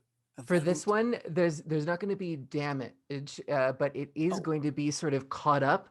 And I will say that while it manifested in multiple tentacles, they sort of combined together into one tentacle. And that thing is now wrapped around this moray eel. Oh, well, that roll was terrible. Did you see it? It was 1 plus. It was basically a 2. Wait, it was a 2. Oh, but you already made the attack roll. So it's not going to do any damage, but it is like constricted by this tentacle. Because the 17 didn't hit. No, it did. It does hit. It's just the tentacle doesn't do any damage. Do damage. Oh, all right. Yeah. That's fine. I like the Yeah. effect. It was a good, strong turn. It looks Next, nice. next up, we have Ursus. All of this stuff has been happening. It's so happening. Okay. Ursus is going to Ursus is already like swimming above the ground because walking just seems like a waste. And is going to kind of swim above and try to land right on the uh The eel. eel. Around the shiny area. Oh, so I see. The shiny area is still around Wasp, who is holding the amulet and is down there. So you can, as you get a different perspective and sort of go up, looking Mhm. down, you can see that. Oh, so there are the two shiny areas. No, it moved. Ah, There's it's like a spotlight that's following this thing. I see. Okay. Oh, sorry. You're talking about the shiny area in the eel? Yes. Gotcha. In the eel, you can't quite see where that is because it sort of wrapped itself up in protection and the tentacle is around it. But if you search your memory, you think you could aim to where it is. Okay, gotcha. Is there a place where I can blast it that won't be covered by tentacle or one of my friends? Yes. Yeah, there's Okay. definitely a clear shot. Okay. Actually, let me tell you what I want to do. If I can't actually see that, I want to go right in front of its face so I am the person that it sees. Yeah. And Ursus goes, "Hey there. Sorry about this." And then I'm gonna cast Guiding Bolt right into its eyes. Okay. So, well, go ahead and roll. I think that's is it a ranged attack? I don't know what it is. It's 13, whatever it is. Oh, okay. don't know if 13 that- to hit. Unfortunately, even though you're at like point, wait, guiding bolt, is that an auto hit? I don't know. It says, I Let think me it doesn't. I think it's a ranged attack. Yeah. make a That's range. okay. Oh, yeah. I have a bonus action I can take. Copy that. So yeah, this flash of light comes out of Ursus's hand, and the eel, while it is like stunned, for some reason the point blank range makes this like go off in the distance. I mean, that's not how you're supposed to use it, but I wanted to be close. Yeah. Okay. Well, in that case, I go like that, and the guiding bolt goes out of my head. It does absolutely nothing, and then okay, and then I hold my hand, and a spiritual trident comes right out of it. Nice. At that time, it is a 19. Nice. And you're shooting this spiritual trident? Also a ranged attack, but I want to be right in its face, and That will hit. stabbing it right in the face. Definitely. Ready? I'm gonna cast this. Yes, and roll my to hit. I wanted to roll it at 3rd level, so I need one more d8. And then real quick, I had a correction. Yes. Thank you, CB, because I have this about the warlock. So it does take 1d8 cold damage from the tentacle. Oh. So I will take that off of there, and I'll give you those 8 points, as if the tentacles are sapping out this energy, and you can sort of see the vapors of cold coming off of this thing now. Oh, so this is literally one of my favorite warlock subclasses that they created. And I was Nice. like, we needed water stuff. We needed it. Anyway. So that's gonna be 14 damage. Great. Okay. Ooh. Yeah, this thing is pretty damaged. You can see as Ursus takes that strike, you said you're sort of like hitting it in the face, and it recoils a bit. And it again is slowed because of the tentacles and all the things that Dwale had done. So up next in the order, it's Wasp. Excellent. So while all this is going on, I'm going to use my bonus action to hide. using like the floor around, even though I have a glow around me. So Yeah, probably... you kind of have a fairy fire effect on you, but nobody really is looking because Right. the eel is Well, distracted. I want to hide because I plan on attacking and using sneak attack as well. I see. I will give that to you because the eel is very distracted with the trident in its face. I feel Great. in melee with I feel in melee. Yeah. Great. So I'm gonna do a quick hide, and then while all this is going on, I'm like, oh, everyone's doing so well. Great. And then I'm just gonna pop up, throw my dagger. Yes. I'm gonna aim for I mean I pretty much aim it for anywhere that my friends aren't around. Let's see what that was. It Roll is hit. Ooh, 23. That will hit. So let me roll damage. It's piercing damage. Oh, that's a 7, but I'm using sneak attack, which means I roll an additional 3d6. 9 plus 16 damage. 16 damage. My little dagger. And so as Wasp, you can sort of calculate how the plants are moving with the flow of the water. You find yourself starting to sway in the same way, and you find a sense of camouflage, and you're lining it up just perfectly, and you let go this dagger, and it finds its mark. You seem to cut right underneath where the belly would be, and you see that there is a bit of like murky blackness that is seeping out into the water right there. And then through that blackness you see the dagger come right back at you. Are you gonna stay hidden, I assume? Oh, that you did your bonus action early. Yeah, I did it early so I could hide. So I'm standing up and still short, so I'm probably mostly covered, but they can see me. I'm not trying to hide from them. Right. Dwali, you're up next. Great. This thing is not looking good. It has taken some serious damage and it is bleeding. Great. Give it a paper cut. I can do a little bit more than that. As I take out my rapier and I kind of just like splay it out and go, it doesn't get much use because I prefer to use my words than my actions, if you will. But for this, I guess I might go up and use it. And then I like rush forward and start to swing. But as I do, I get stop and go, actually, it needs to make a wisdom saving throw. Oh, so that is a critical failure. Amazing. No. And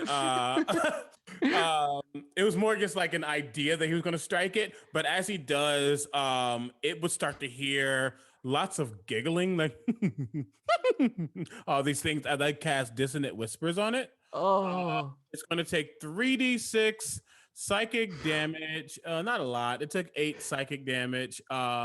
And it can't use this reaction right now, so it just kind of screwed. But yeah, it's gonna take that damage.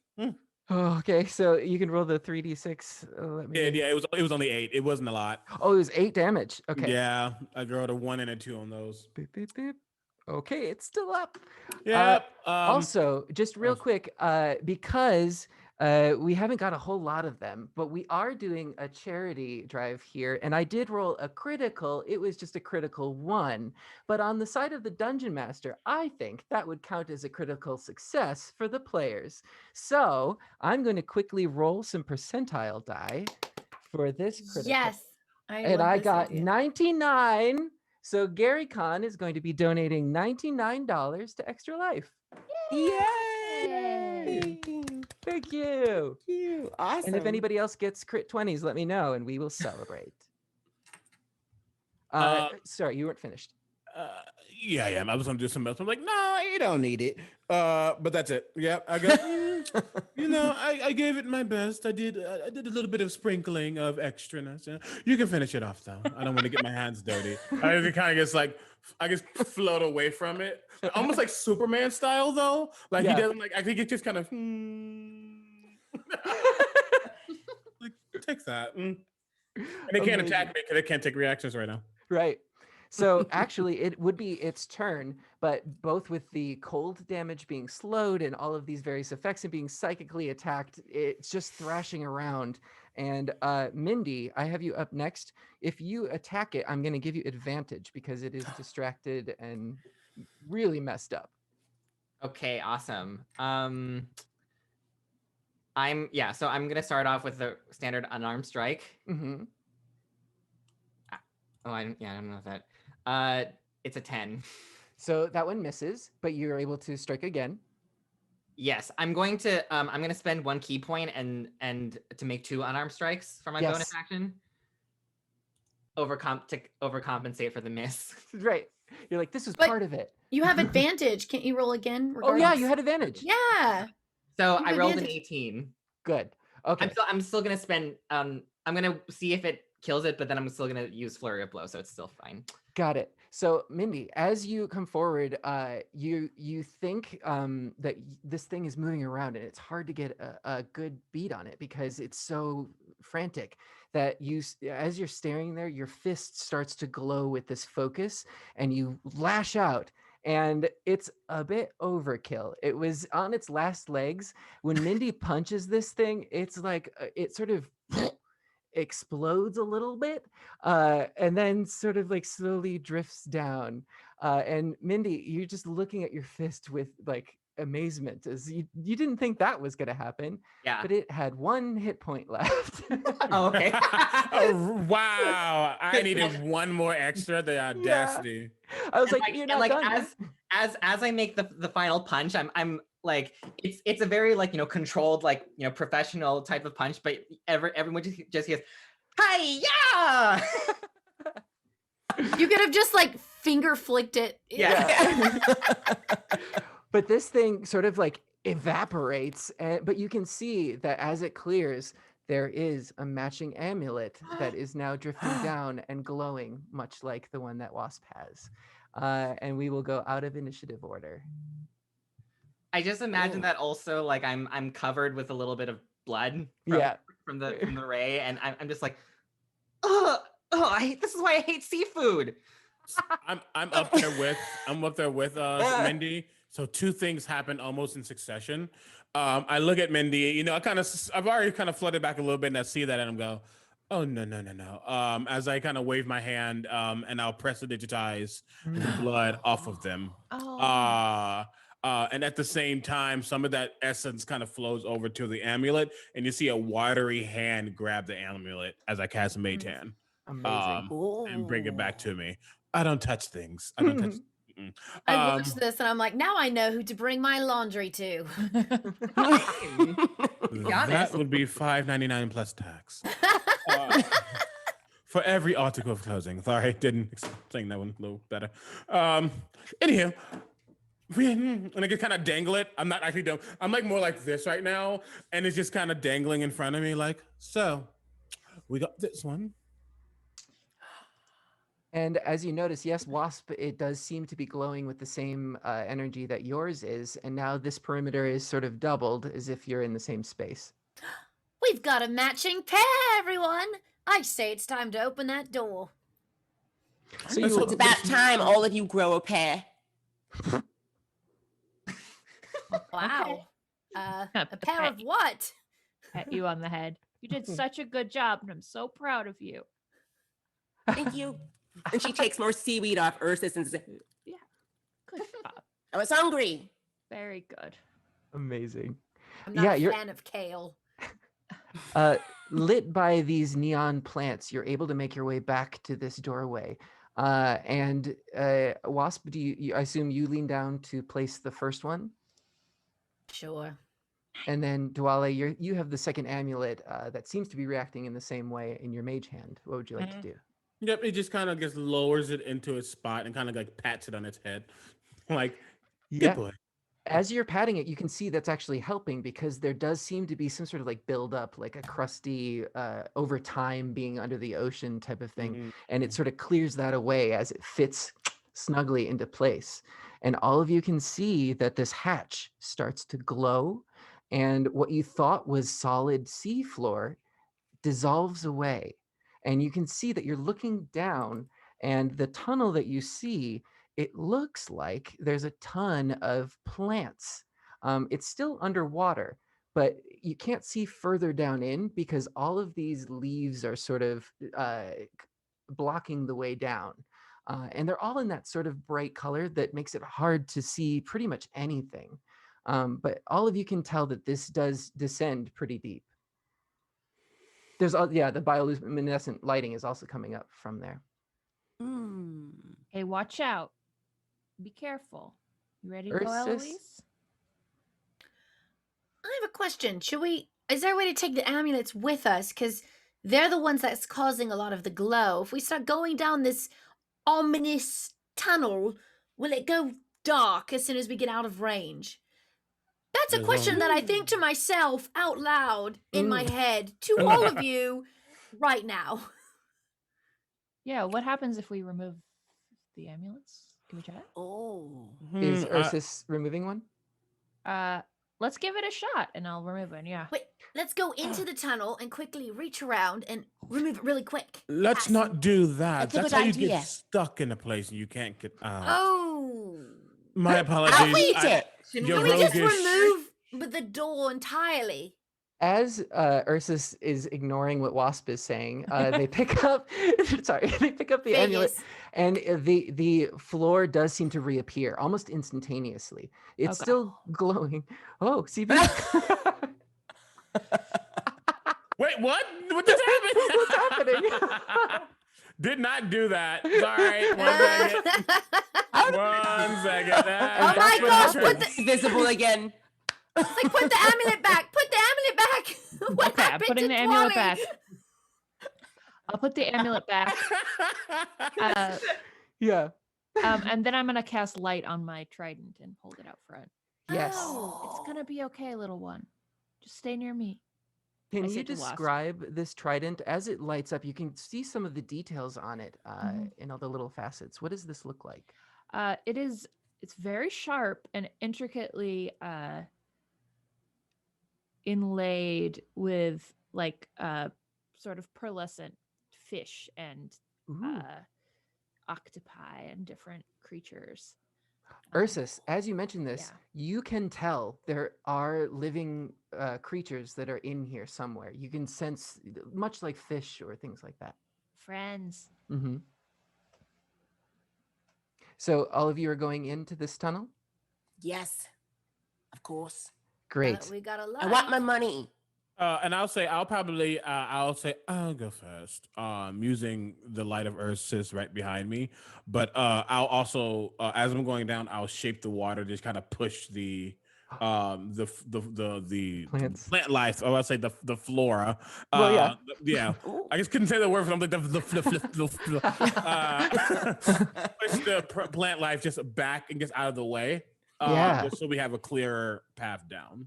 I love this because I see Dwale going forward and Ursus right behind, and I assume Wasp would probably be next, keeping a lookout. And as Dwale is moving these things, these plants are sort of dancing around them. As it gets to Mindy, it's a little bit weaker, but it full on hits Eloise in the face. It just like these plants. That's it. Fight me, Oh. all of you. Woohoo. It's okay. It's okay. Right. But you make your way further down, and as you're clearing these plants, I need all of you to make nature checks for me. LOL. Boy. This is not going to be good. I got a 20. Dirty A 20. 20! Oh, it's a dirty 18. Sorry. 18. 8. Wait. Where's I'm not good at Mindy's I'm just gonna Mindy's roll. I'm just gonna fixing roll. herself back Yeah. again. A 3? Okay. What? Natural 1. I know nothing of nature. Okay. So Okay. Oh wait, is that a 7? It looks That's like a a 7 to 7. me. Never mind. I got a 9. a 9. So Eloise and Ursus, you had the 18 and 20, right? Yeah. Mm-hmm. Eloise, you're getting a face full, so you can kind of notice this, but there seems to be some sort of residue coming off of these plants. And Ursus with the dirty 20, you can tell that this powder or this substance that these plants are producing would probably have some sort of effect. It's not really affecting you right now, and you think it might be because of the taffy, but yeah, as you start collecting these plant bits of different colors. It's greasy. I think I saw something like this back in Humblewood. Or maybe I didn't. Maybe that wasn't it. But this is sort of greasy in the same way. Do you feel me? Ursus, the rest of them, I don't know what they're doing. Don't eat this one. Here's some snack. She starts putting it in her hair. Okay. Because she's like, she's starting to idolize Mindy. So she's Ah. like, Meanwhile, Mindy's like, a plant. Yeah. I imagine that like since it's greasy, like I wanted to take Eloise's makeup right off. Oh yeah, it's like micellar water. "Oh." Yes, micellar water. I don't know. And I don't know if this is dangerous or not. And Minnie's just like, oh god, I guess I have to do it over again. Amazing. I like how Dwale actually isn't the most extra one in this group. Right? Very, very just the most surprised about this. successful at it. Right. Yeah. Well, you said it, not me.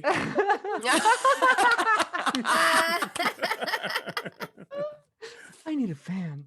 It's going to be a walk-off. Amazing.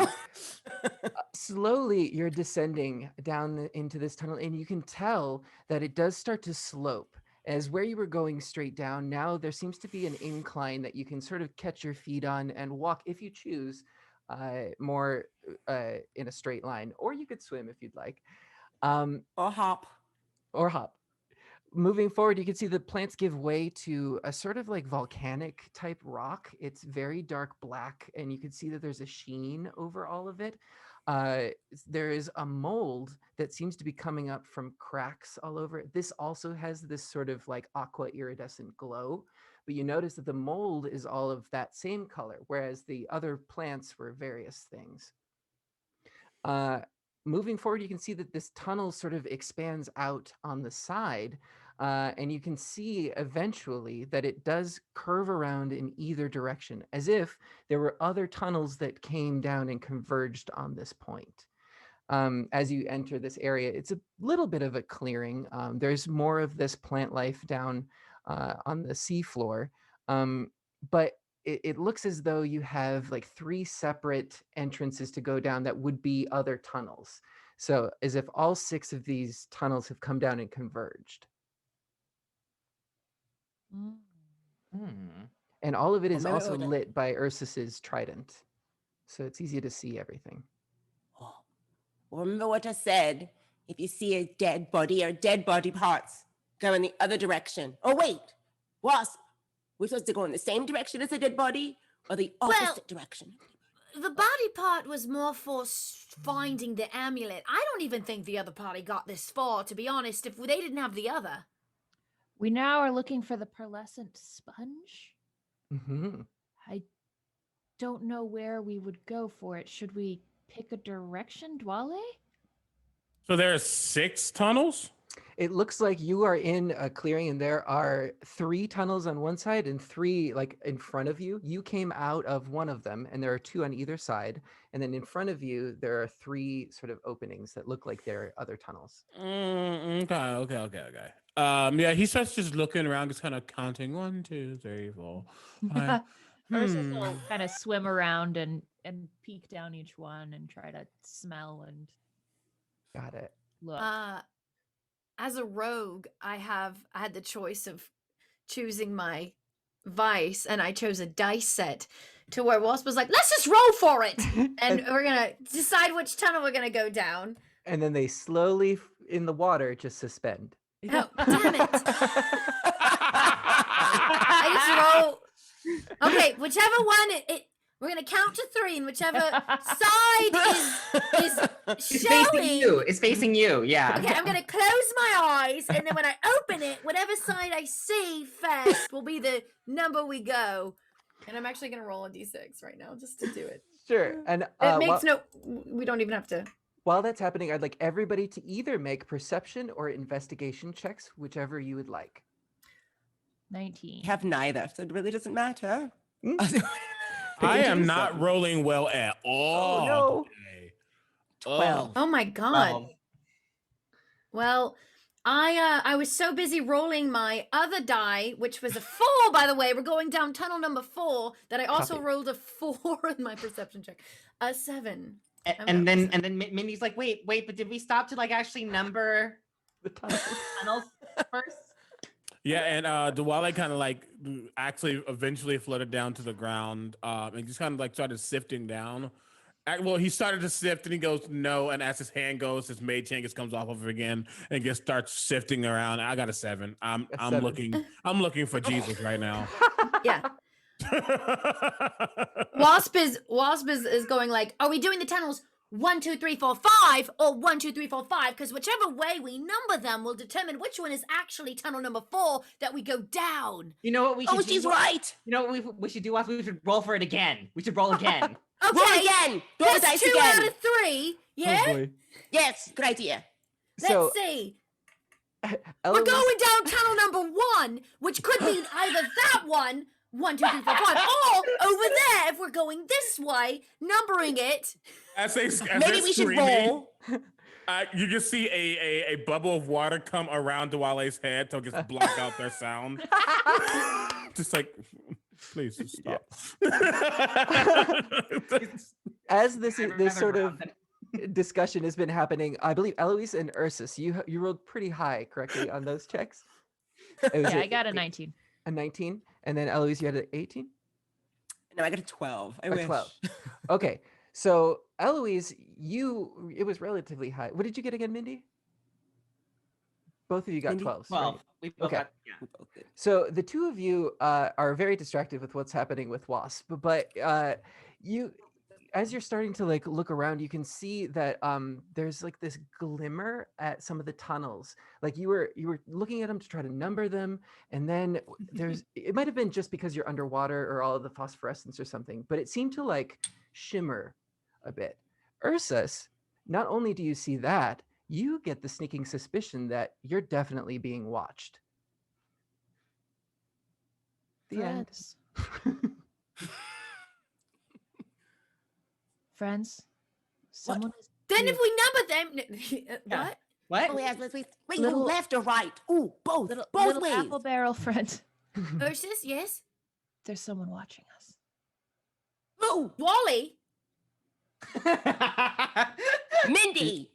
You see like the bubble just kind of pop on one side. Excuse me. Did you need something? Sorry, I was looking for whatever we were looking for, and obviously didn't find anything. What do you mean someone's watching us? There's Someone's watching us. Oh yeah, maybe Ursus just said that. someone who's waiting for a friend. Mhm. Who's watching us? Who's here? And it just echoes through nothing. Yeah. Are, so- are some of the tunnels more shiny than others? It's not necessarily shiny. Do either for Ursus. I'll let you do Arcana or Religion, I guess. I am better at one of those. Right. But not very good. Is that it doesn't pop up, but I think that's a 5. 5. Yeah. So you can't really tell what's going on. But yeah, you get the feeling that you're being watched. But Oh. also, Eloise, Mindy, and Ursus have the feeling, or they saw something weird about the entrance to 2 of these tunnels. Okay. While this is happening, mentally, because we still have that telepathic bond right happening, I say, for the next, I don't know, 30 seconds, just don't scream. Let me do a thing, please. Let me show you why I am who I am. And then I just have to look around, and my face instantly just not. It doesn't change at all physically, but we're just here to search around. We're just a lonely adventuring group searching for I don't know, existence or meaning. Don't be shy. Please come out. We won't hurt you. And he just changing his voice a little bit to like to seem like he's not as intimidating. Let's be real, none of them are intimidating. Uh-huh. But Yourself. he just like it's kind of wait. Come on out. I promise you nothing will happen. Ursus is bought in. Using Well- that smooth tone he has. Dwale has As- never been less scary. As soon as Dwally says we won't hurt you, but like Wasp instinctively like puts their hand on their dagger though, just like to prepare in case. Yeah. So, are you using an ability, or is this purely persuasion? I'm just trying to be either persuasive or deceptive. I'm just trying to get them to just feel a little more at ease. I can't see anybody, so there's nothing Right. I could do specifically. Sure. But you know, just trying to ease the tension a little bit. That's all. Roll a persuasion check for me, please. I can do that. So that was a 5 on the die, which still makes that a 20. Oh, wow. I can't get under a 20. You're welcome. Interesting. Okay. Well, you've made your impassioned mental plea.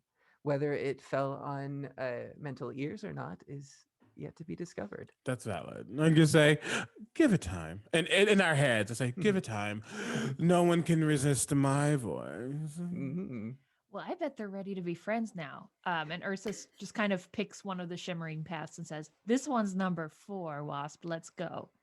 Gotcha. So in where you are, the tunnels that are on the far side of the wall that you are headed to, there's like 3 in a row. There's one left, one center, one right. You notice the shimmer on like the left or the right ones, both of them. Which one of those would you pick to go through, Ursus? Let's roll for it. No, Let's roll one- for it again. through Ursus. The one on the Thank you. right. Okay. I like her. Ursus. No. As Ursus moves forward, you think that you're going into like a tunnel of some sort, but the world around you sort of warps and changes. For the rest of you in the room, Ursus seems to disappear With my light. with the light. Oh, Now, you're- Oh, wow. if everybody has dark vision, they're able to see, but also the phosphorescence is giving enough for low light. But there's gotcha. definitely a change as this trident light goes out. Water Genasi does not have. All right. Nope. we're in I guess low kind light. of. I guess kind of precedentize a little bit of just like flecks of like gets like little blips. You can't really do full light with it. Just Sure. a little bit as he goes. Don't. We travel together in pairs. Remember. Just like 5 coins plus 5 coins equals 10. You and me equals something. I don't know. And I just start floating after Ursus. Because. Great.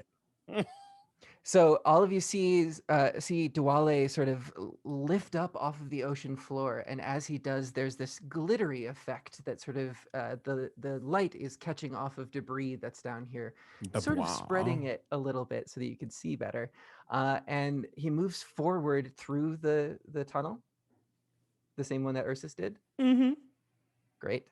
Wasp, Eloise, and Mindy, you see Dwale vanish. And it doesn't, as you're watching this now closely, it doesn't look like he had entered a tunnel. It looks like this is some sort of screen or barrier that's up. well, What are we going to do, you guys? I know what we're going to do. We're going to Lead them walk to- forward and go after the giant fish and the other one. Yes. So you're going What? into that same tunnel? Yes! And Eloise hops forward Yeah. right into the tunnel. And I assume Mindy's following? Yeah. So Wasp, you're left alone in this clearing. Your party has gone into this one tunnel. What would you like to do? nobody knows. Like, I'm all left alone. This I'm all by myself. All by myself. We're gonna get taken down. Don't sing. It was not even 5 seconds. Wasp just kind of goes and rolls for it. Mm-hmm. The dice just kind of floats and is Mhm. like pointless. Grabs it and just walks through. The same one? Yeah, well, yeah. I'm I hope so. asking. I'm just checking. I gotta follow the light. Go towards the light. Yes, and as Wasp passed through this barrier as well, we're going to take a short break if we can. And so make sure that you take some time to stretch, get some water, stay hydrated, get a snack, do whatever you need to do. And when we come back, we'll be delving back into the depths and we'll be rolling more critical successes. Dang it, I promise. Thank you so much.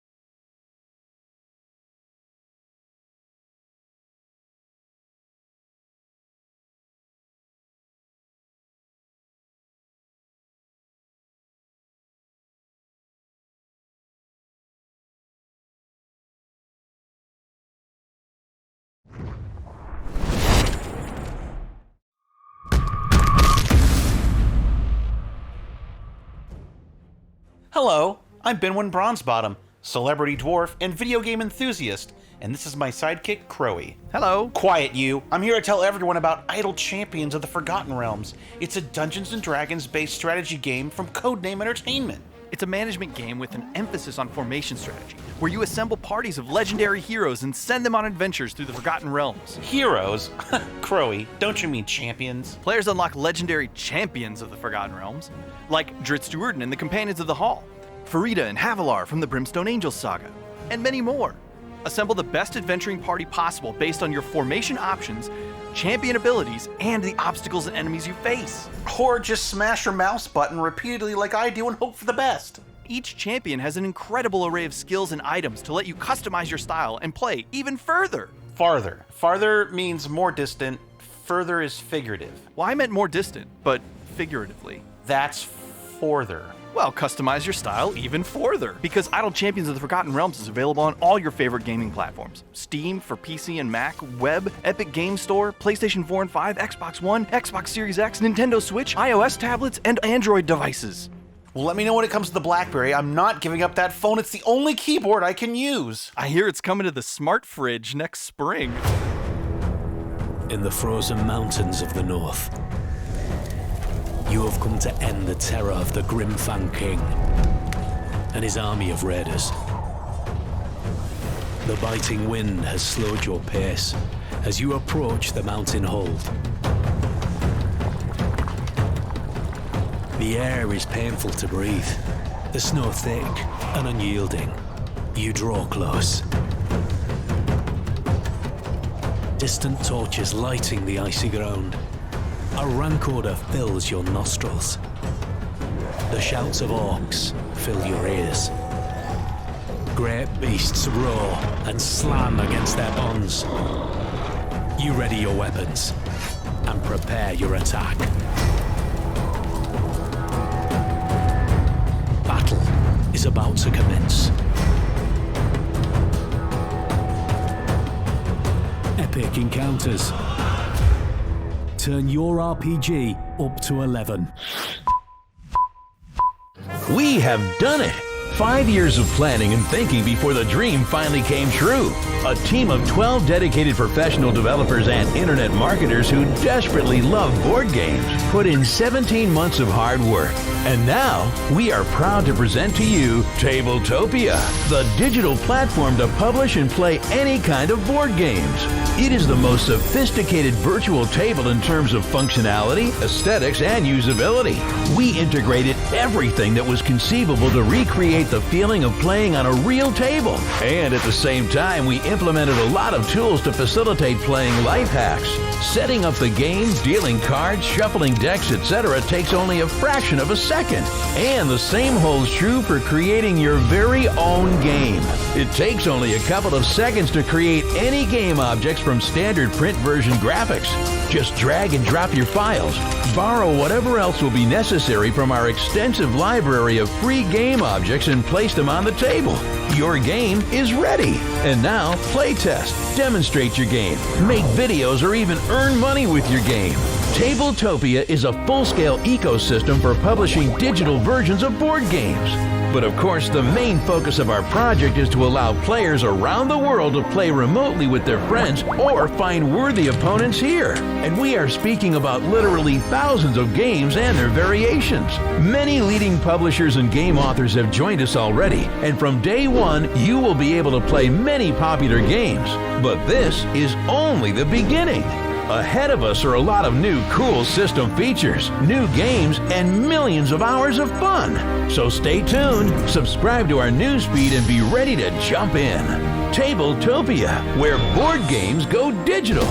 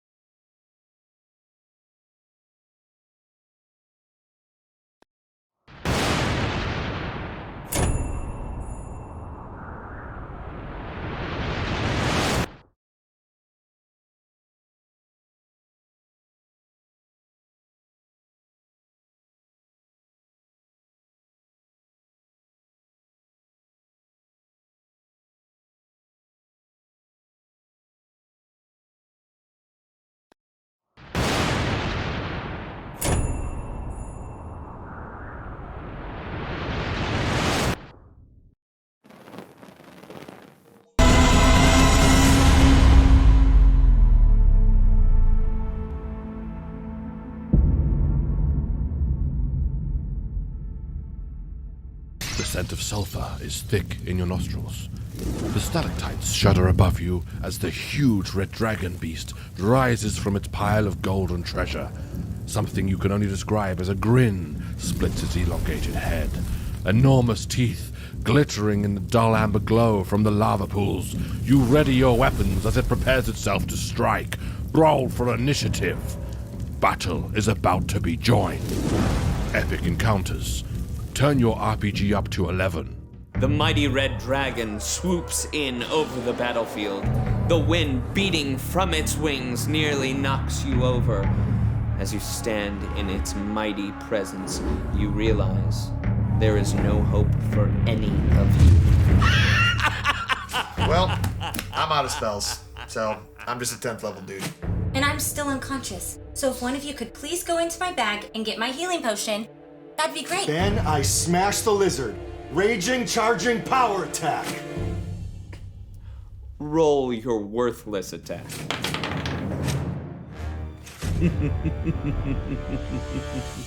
Your pitiful attack glances off the dragon's scale, and it opens its mouth, casting you in the molten glow of its inner heat as it prepares to release its fiery breath upon you all.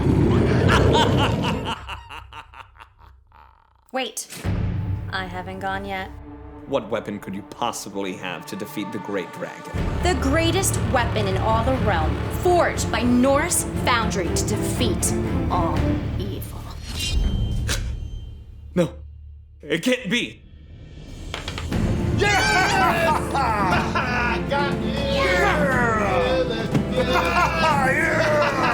Take up a fight against evil with the finest weapons in the realm at NorseFoundry.com. And be sure to watch Dragons and Things every Friday night on Twitch.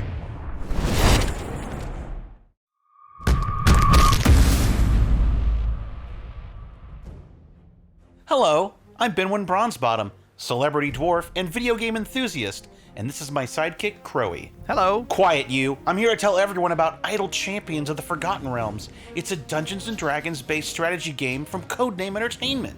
It's a management game with an emphasis on formation strategy, where you assemble parties of legendary heroes and send them on adventures through the Forgotten Realms. Heroes? Crowy, don't you mean champions? Players unlock legendary champions of the Forgotten Realms, like Dritz and the Companions of the Hall, Farida and Havilar from the Brimstone Angels saga, and many more. Assemble the best adventuring party possible based on your formation options, champion abilities, and the obstacles and enemies you face. Or just smash your mouse button repeatedly like I do and hope for the best. Each champion has an incredible array of skills and items to let you customize your style and play even further. Farther. Farther means more distant, further is figurative. Well, I meant more distant, but figuratively. That's forther. Well, customize your style even further, because Idle Champions of the Forgotten Realms is available on all your favorite gaming platforms. Steam for PC and Mac, Web, Epic Game Store, PlayStation 4 and 5, Xbox One, Xbox Series X, Nintendo Switch, iOS tablets, and Android devices. Well, let me know when it comes to the BlackBerry. I'm not giving up that phone. It's the only keyboard I can use. I hear it's coming to the smart fridge next spring.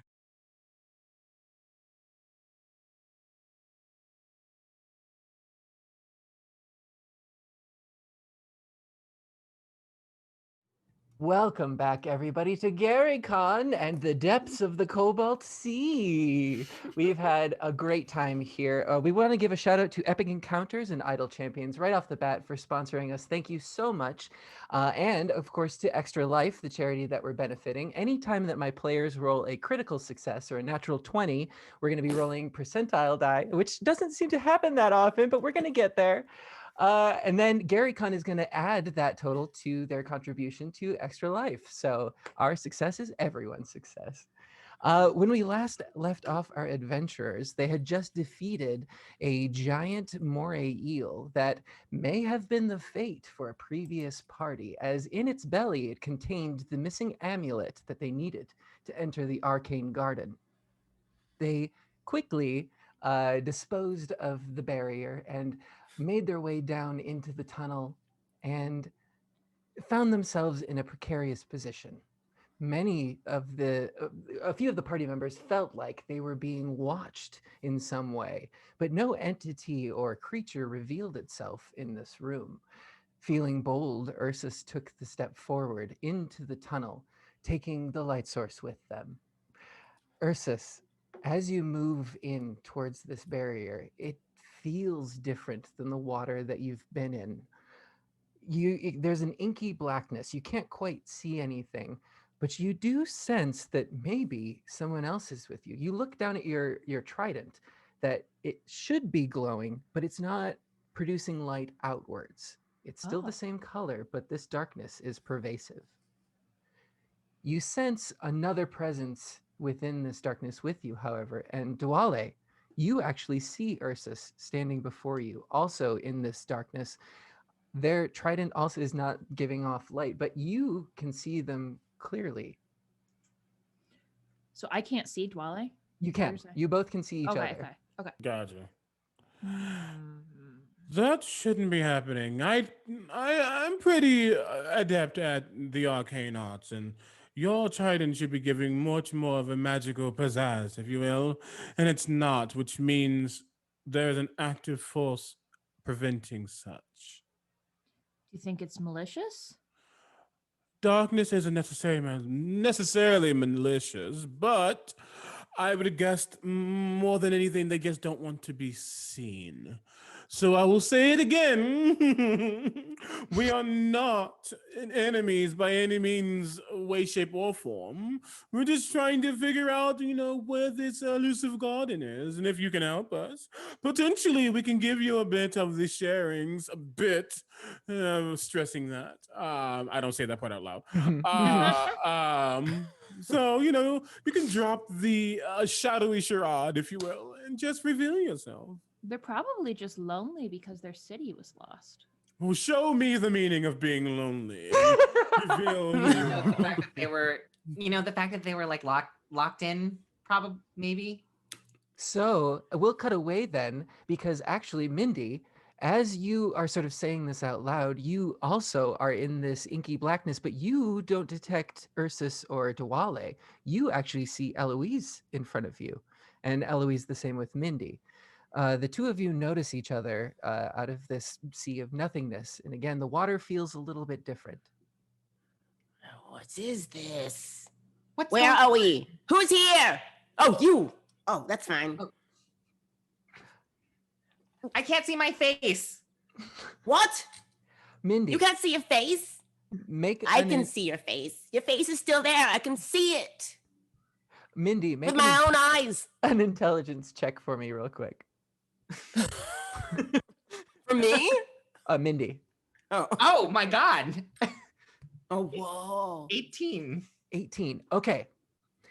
Something happens. It's almost like a knee-jerk reaction. You reach for your makeup. You were going to, your face is missing. Something's going on with your face. Your makeup is gone.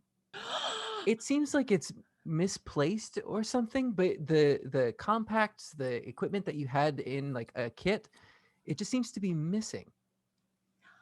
Yes. Who would do this indeed? I didn't do it. Going What?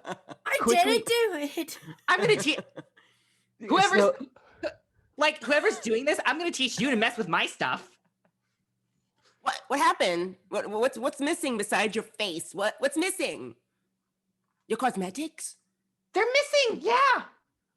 Somebody took your stuff? Eloise, Who's here? Who's here? make an intelligence check for me. Ooh. Oh, this is not going to be good. Oh, 11. Eloise, you get the sense like you forgot something. Like you might be missing something, but you don't know what it is. Like, did you leave your weapon somewhere? No, it's not your weapon.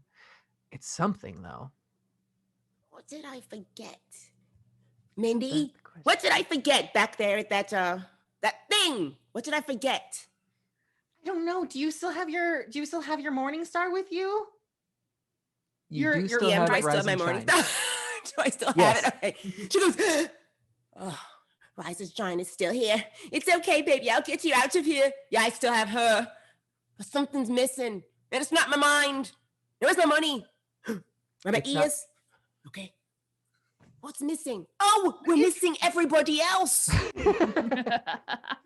On that, I would like to cut back to Ursus and Duale again, having this confrontation. Duale, make an intelligence check for me, please. Take on the intelligence. No, that's a 3. Oh, dear. Yeah.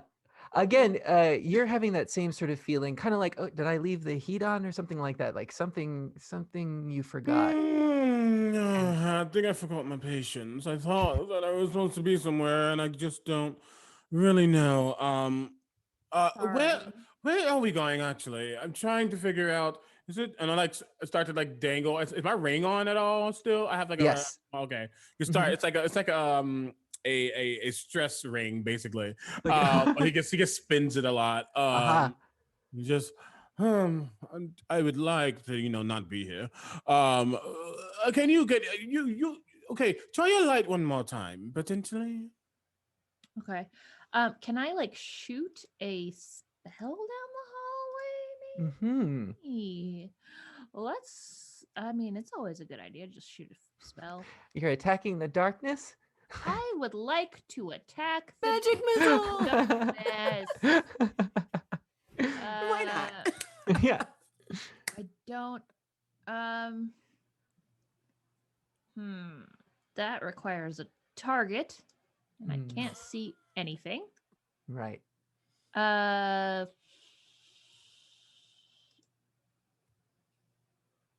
Can I just kind of try to attack the darkness? Yeah. So are you going to throw your trident, or are you just going to stab out? Oh yeah, I could throw my trident, but then I might lose it. And I There's don't wanna do always a that. chance. I'll cast light on a javelin and throw that. Okay, so you pull out a javelin from your pack, and it's like a collapsible one. So you sort of quickly assemble it back up, Yeah. and you cast light on it. And you do notice that the spell is acting a little bit differently in this environment. It's not quite as bright as before, but it is giving off a little bit of light. It's just weak. Okay. And why don't you make a ranged attack just to see how this goes for throwing it? That is a 16. A 16. So you hurl this javelin out. You pick a direction that you think would be forwards, and it starts sailing out. And then it seems as if it like hits a wall of some kind, and then just immediately clunks downward and clatters, which is strange because you're underwater. So it seems to sort of hit some sort of barrier, and then gravity suddenly kicked in and it dropped. It's still on the ground up ahead, but it's not emanating enough light to see like around it. Okay, so but we can see it. Mhm. It's just kind of like in a blackness. It's Yeah, I darkness. would say it's like 30 feet away. Okay. Well, I'm gonna go up and pick it up and scrape it on this barrier. All right, we'll come back to you. Wasp, you find yourself alone in this inky blackness. You followed your companions down this tunnel, and you weren't quite sure what to expect, but it wasn't nothing. Um, you seem to also be alone in your thoughts, which is strange because you've spent so much time with the chatter of others. What would you like to do? Turn around. You turn around and there's more of this darkness. Oh, hello. You are Anyone? still underwater, so you're reaching Oh. out with your Murmur. mental. Yeah, but you do notice that. So wherever you are still underwater.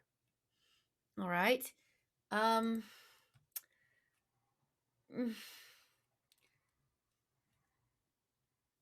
I guess so I'm trying to reach out with my mind. There's I can't hear anything. Oh, I'm scared to I could throw my dagger into the darkness, see if anything happens, and then catch it back, but then because Yeah. I know it'll come back to me. Sure. So why don't you make a ranged attack roll? And you throw your Hopefully I dagger. don't stab anyone. I'm gonna throw something. Say that out loud in my mind. I was like, they didn't even wait for me. That is oh, that's not bad. 24. Oh. A 24. You take your dagger. What does this dagger look like? What is the decoration on it? Because even though it's dark in here, you can see this much. Right. It has ornate wings etched into it. Mm-hmm. Like not like bird wings, but like insect wings. Like almost like looking like a dragonfly and like iridescent type wings etched into it. This dagger brilliantly flies through the darkness, and you can see it on its course, true, like it always has been. But about 30 feet away, it stops in midair. And then you see a hand close over it. And then you hear, "Hello, hello, hello." And walking out of the darkness, Wasp, is your master, Hornet.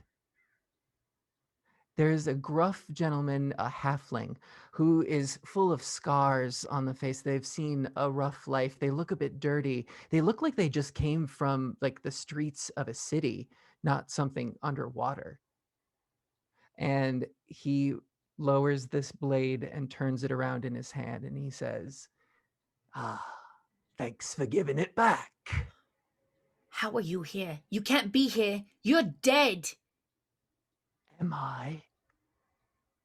Yeah. I watched you die myself. I want you to roll a wisdom save for me. Oh no. Are you sure? The wisdom one? Mhm. Why? Why wisdom? Oh boy. A 5. Gotcha. As this is impossible. You did see your master die, and you inherited that blade from him. This is impossible. Mm-hmm. And we're going to cut away to Mindy and Eloise in the darkness. You both are sort of experimenting around. What would you like to do? Let's see. So is there any chance that we managed to hear Wasp when they tried to actually speak? No. Okay. Yeah, that you haven't heard anything from any of the other adventurers or in your minds for this whole time. Where are we? Do you think they sent us away? It was the makeup, wasn't it? They didn't think I looked good. Eloise, as you're But we didn't have time to fix you up. as you're thinking back on this, like what could have gone wrong, this isn't how your missions normally go, right? Think about No, that it isn't. last successful mission that you did. And as you do, both of you feel this sort of boom. And then again, boom. And Eloise, to your horror, you see the giant that you had escaped as it comes lumbering forward out of the darkness. Eloise sort of leans toward Mindy and goes, "That's wrong. He's the giant that encased me in a vase. And like about 100 other Jabin. Don't move. Maybe he won't notice us." And can I also see it? Yes. Mindy, I would like you to make a wisdom saving throw with advantage. So you're going to roll twice and take the higher because it's affecting Eloise a little bit more. 16. 16. You can see this giant and you know that there's something weird happening. Yeah. You're underwater. This thing is making noise. There's like rumbling, like something's up. What? This giants can't be underwater? Eloise, you hear this from Mindy, but it's not registering. You're terrified. I would actually like you to make a wisdom save, but you're at a disadvantage. So roll 2 and you're going to take the lower. It's already bad. Yeah. 13 or we're a very unwise and unintelligent party. We are not smart, but we're mighty. Yes. Right, So 13. Eloise, you are sort of stricken in terror, and you're just terrified of this thing. Eloise, calm down. Mindy, make an persuasion check for me. 14. I'll call it. Eloise, with Mindy's aid, you are sort of able to snap out of this, and you're like, that's right, this is illogical. It must be some sort of magic thing. Yes, that's right. That big bug could not swim. It sank to the bottom. But wait, this is the bottom. Maybe it is him after all. God, it might be Frong. Oh, no, it's not. Wait a minute. Maybe we should roll for it. That was a bad idea before. Never mind. We'll put a pause there and come back to this last group of Ursus and Dwale. You've moved forward to check your javelin.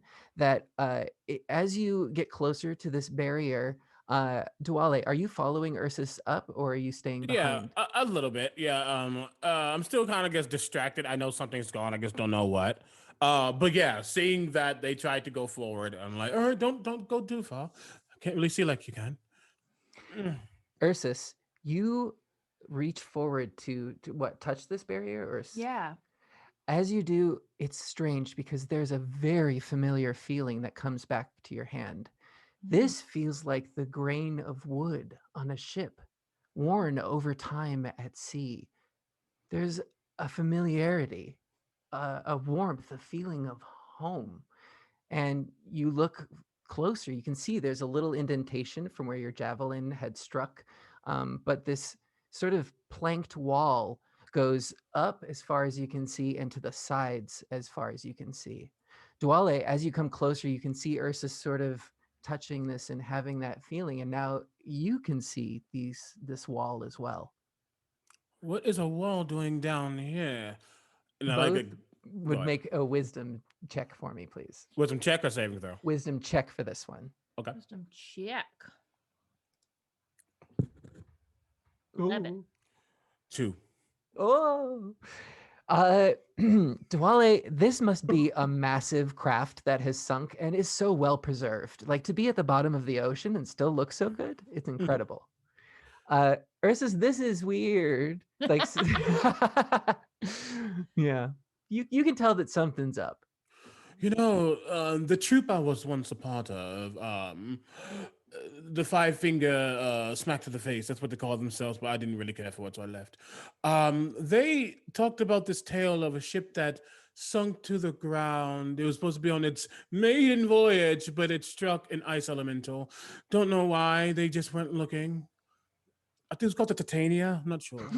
Dwale, this isn't a real ship. It wouldn't look like this. It's obvious. Do you see the mahogany? Right there. It is mahogany. I see it, and it's wonderful craftsmanship, but I know, right? Oh wow. I don't think it's real. When I get back up above, I'm gonna get me a boat that's made out of mahogany, just like this. I'd love to help you make one. I've made a boat before. Oh, I might have to hire you for free. You carve your face. I'm sorry, I'll pay you an exposure. Oh. That's fine. I just love to hang out with you. Oh, that's so sweet. Okay, so how do we get past this ship, though? Yeah. I want to try to.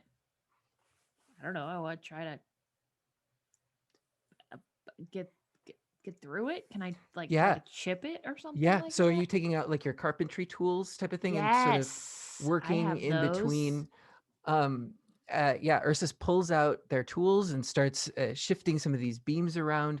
As soon as you get any sort of purchase in there, you can see that there's a light that's peeking out from beyond this wall, but you're going to have to really force these things open.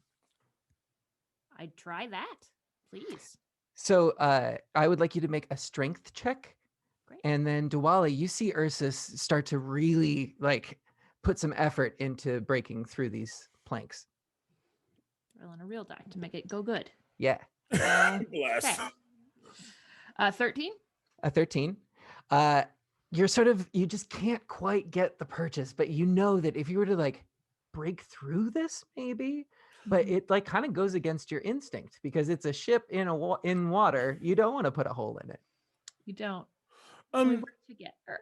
Yeah, do me a favor because it is very pretty. Don't get me wrong, but it is in the way. I put my hand out, and as I start, my mage hand goes further and gets goes in front of Ursus, telling them to move back. And then if they start to move back, I'll move back as well. Yeah. And just kind of eye it, and then I'll grab my drum and just Actually, as you go to grab for it, you are missing your drum.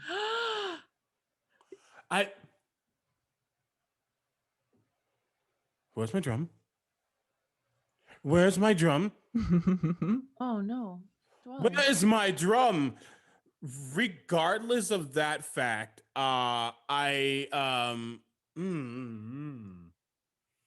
gonna make a roll real quick. Yeah. We can roll a d20. Ursus, you see this sort of panic that keeps happening, or that has just suddenly come over Dwale, and it makes you sort of anxious. I need you to make an intelligence check as well. Intelligence check. Mm-hmm. You got it. I got a 20. Oh, natural 20! So let's have you, Laser, roll a percentile, and then we're gonna donate that dollar amount through GaryCon to Extra Life. You got it. All right. Whop. 75. 75. Yay. Okay.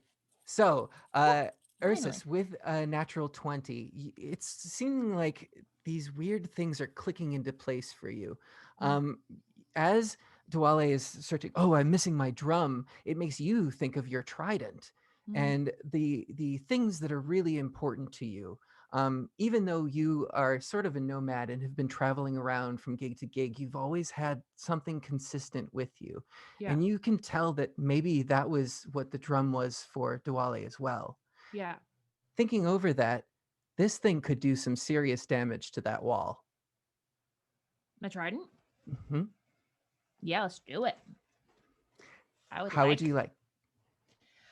I feel like it's gonna have to be a 2-arm kind of gotcha. Leverage kind of vibe. So make a regular attack with advantage. You got it. And then Dwale, you kind of see this happening, and as just panic is setting over you, we have this sort of flashback. What does it look like when Dwale first received this drum? Dwale was in a market area, just kind of strolling. They have like staff walking. They don't walk with the staff anymore. It's not a walking stick either. Like they need it, but just for guess flavor and just being cute or whatever. And there was a merchant selling lots of different fish and different seafoods and stuff, but there was specifically a small drum that was just kind of hidden in the back. And there was something about it that Dwale just really, really liked. He is a musician in some way, shape, or form. And he went over to this person to ask for a little bit of tilapia, being cheap but effective. Fresh tilapia. Fresh tilapia. And as he spoke to him, he was trying to figure out more about like, what's that over there? You don't seem like the type to be a musician. Are you a musician? Are you a musician? Can you show me what you do? Can I show you what I do with this? And as he did, he kind of influenced him magically. Sorry. And said, actually, I lost this and you found it for me. Thank you so much for giving it back to me. It was very, very important to me and my family. Using a mixture of his bardic ways and a little bit of spellcraft, he convinced the shopkeep that it was actually his all along. And this is a precious memory of you like flexing your skill and getting away with something. And it just comes rushing back to you as you can't find it at this moment. Ursus, what was that attack check with the advantage? 15. Yes. So you're able to sort of lodge as you sort of take a stance and get really good momentum forward. You use the pressure of the water to sort of crash through this wooden plank as if it were the bottom of the ship. And both Dwale and Ursus get sucked inside in a rush of water. And we're going to cut over to Mindy and Eloise. This giant is coming towards you, and it looks like it's probably going to attack. What would you like to do? I swap my personality persona again, and I kind of get ready, but I'm still like I'm kind of with a confused look on my face. I'm like, I don't know. I'm still not sure if this is like real or anything, but yeah, as far as you can tell though, it looks solid. Like you could hit it and it would take damage. Mindy, don't be scared. I took him down once. We'll take him down again. Watch this. Yes. And Eloise sort of turns her back, and then she turns back around, and you see she has this adorable face. Her eyes are huge. Her mouth is really tiny. And she completely looks like this. So she looks like basically like if Gurgur was like even cuter. Okay. And she's sort of like, and she turns on this spell that she has named Starving McGimme Food. Yeah. And I saw that. Basically, it's like, don't hurt us, sir. Do you have a spot of food for us? We're just hungry. So it's charm person. I need a wisdom 12 or he's charmed. Yeah. So I'm actually going to celebrate this because it's another natural 1 for the DM, which is a critical success for you. So Alicia, why don't you quick roll percentiles and then we will have GaryCon donate that amount to Extra Life. Yay. Hold on. Get it. Oh, this poor giant. It didn't have a lot of wisdom anyway. 94. 94. Yes. Nice. Thank you so much. Yeah, thank you. Yes. So you this thing basically melts. It's just like, oh. And as you can see, it starts to like, this is what happened before. This is how you got away, is this thing was so charmed by you that it's totally let its guard down, Mindy. And then Mindy's like, oh well, I guess it's like she drops her stance and she's like, oh well, I guess okay. Well. Yeah, it is pacified for the moment, but it's making moves to maybe pick up Eloise. Oh no! She looks at me. She goes, "Don't okay, don't do anything weird. But yes, stab him in the eye if he gets you." So I will give you one chance before it has a chance Tries to to pick me up. Eloise. You can do a dodge. So I'm going to have you do a dex save. Mindy, would you like to do anything? Before that happens, before he tries to pick me up, I'm waiting for him to get close enough. So she's standing like this. And as like what the Hannah goes, oh, to come toward her, she would like to go ding dong, mofo. And she had told the dead. Oh, okay. All of a sudden you hear bong, bong, bong throughout the water. And you have a wisdom 12. Yeah. Yeah, that's not going to happen. Nope, that is a failure. Yes. So, well, this strange effect starts happening from Eloise, who's concentrating on looking so cute. Mindy, you can feel it as like this pulse in the water of just this ripple of like, boom, almost like whale song in a way. It is going to take 1d8 necrotic damage. So why don't you roll that for me? Yay. 1d8? Okay. Yeah. Right. I was a 7. I'll take it. 7. All right. Yes. So yeah, this giant is just looking at Eloise like, oh, I want to own you, and then just gets this strange, mystified look on its face, totally taken aback. Mindy, I mean, you have one more action at this point. Is there So this is before. Okay. He hasn't grabbed Eloise. I'm gonna guess that I can't take someone when I use step of the wind. I could allow it for this one. What is your intention? I was going to because with step of the wind I can use I can use disengage or patient defense or step of the wind, like I can dodge. Yeah. So I was gonna like grab Eloise out of the way. Okay. Well, I will allow you to do a strength check with advantage. Eloise, are you resisting this at all? Resisting getting picked up, you mean? Not from the giant, but by Mindy moving you out of the way. I'm trying to think, what would Eloise do? She does resist it because she's like, wait, don't do anything yet. I've got this, I promise you. So she sort of resists it. Okay. Gotcha. What was your roll, Mindy? What was my what? Oh, it's for me. Mindy's roll. Okay. Oh wait, sorry. Wrong dice.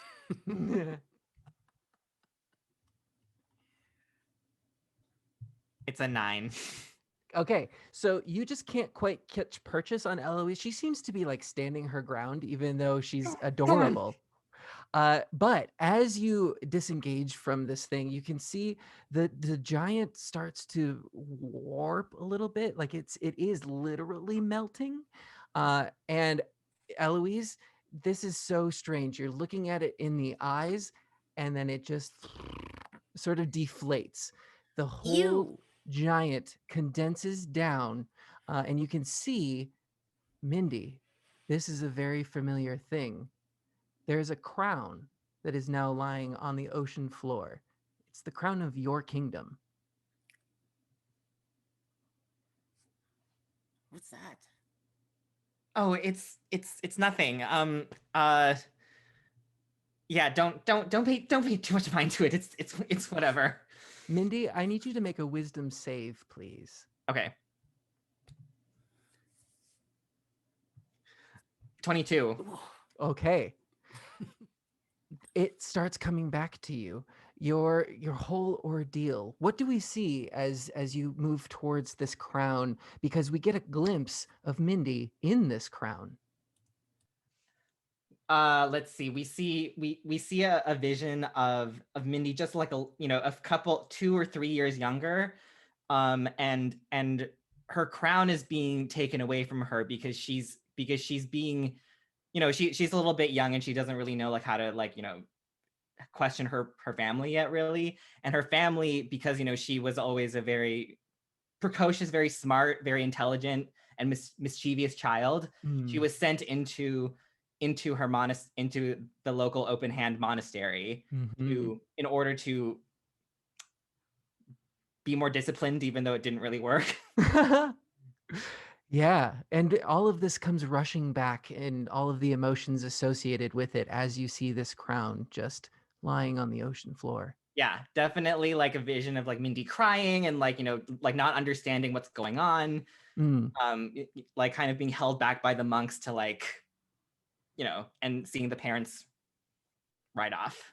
And you remember specifically that pain that shaped you. This happened in the past. You are not defined by your past. You're not defined by this crown, and you break through this memory, and the darkness is shattered. Your crown, however, looks a little bit different, but as you look down, it is a crown from some kingdom in a grotto made of stone, but covered with treasures. And as you look around, you see, bursting somewhat through a magical barrier, Ursus wielding a trident. And slowly, Dwale comes in after. But we cut back to the darkness, and we see Wasp face to face with the master she saw die and inherited that magic dagger. What do you do, Wasp? I pinch myself just to make sure I'm not dreaming, because I have a lot of nightmares about this. Okay, make a wisdom check with advantage. Oh. Sure, it's wisdom again? Kinda. A 2 with it and an 8. Oh wow. Okay, well, how about this? An insight? Is that better for you? No. I think a sleight of hand would be the best case for me. I think your I'm master obviously gonna take that dagger back. Yeah, I mean, she's pinching her cheek. That's sleight of hand, right? Yeah. I'm sliding my hand. I'm secretly pinching my cheek.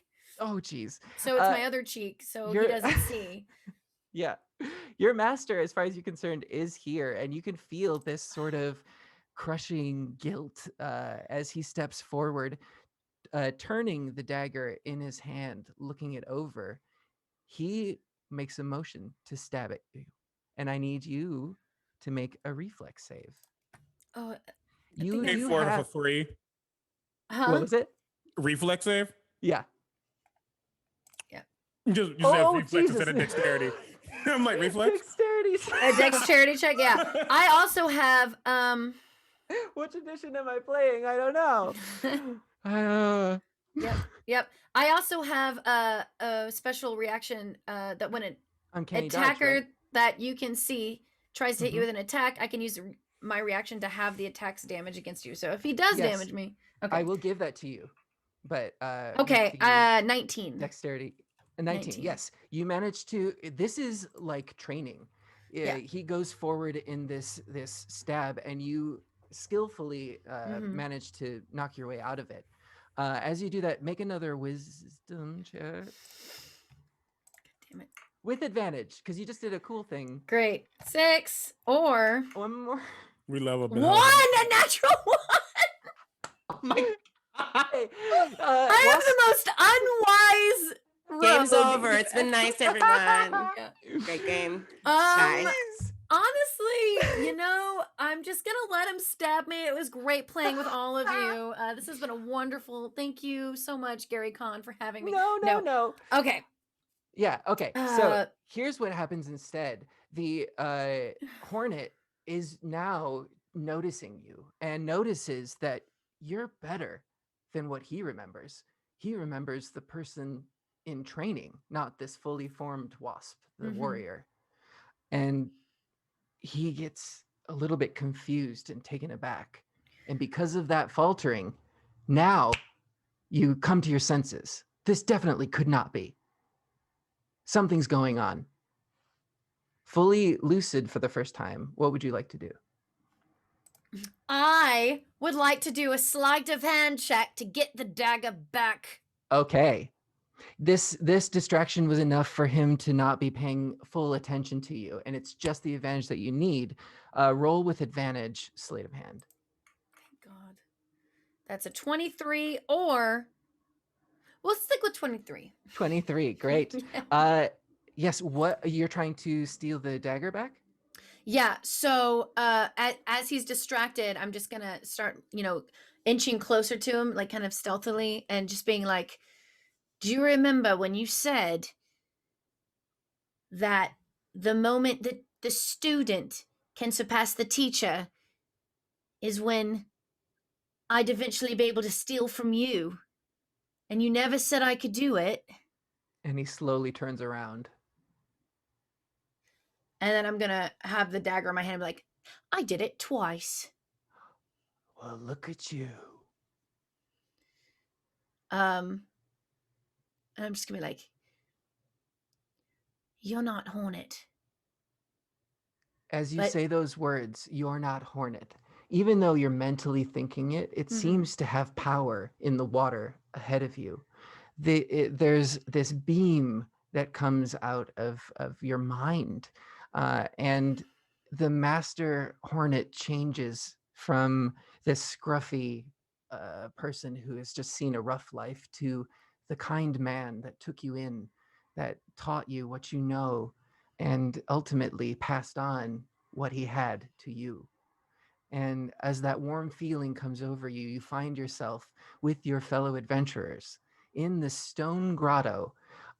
There are treasures lining all along the floor, and there's a multi-tiered stone wall that's almost like shelving that comes up with other treasures around them.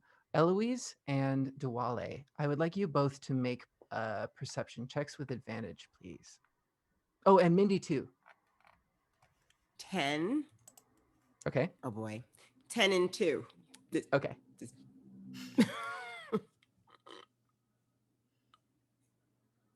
Dirty 20. Nice. And then Mindy? 18. 18. Okay. Mindy, you see among these treasures your makeup. Duale, your drum is here. Eloise, you're looking around and just that encounter with the giant is bringing back up how did I defeat them last time? Like I was cute and then I did something. I got out of the flask and I used the flask to put him in it. And as you think about that, you see that very same flask among the treasure. He's in the flask. The giant was not real. He's there, over there in the flask. Oh, you guys don't know what I'm talking about. I'm talking to myself. Ignore me. But you do hear Eloise's voice in your mind, which is strange because you were just partnered off before. Ursus, these thoughts are coming in, and you gratefully look down at your trident. But there's something else that you feel.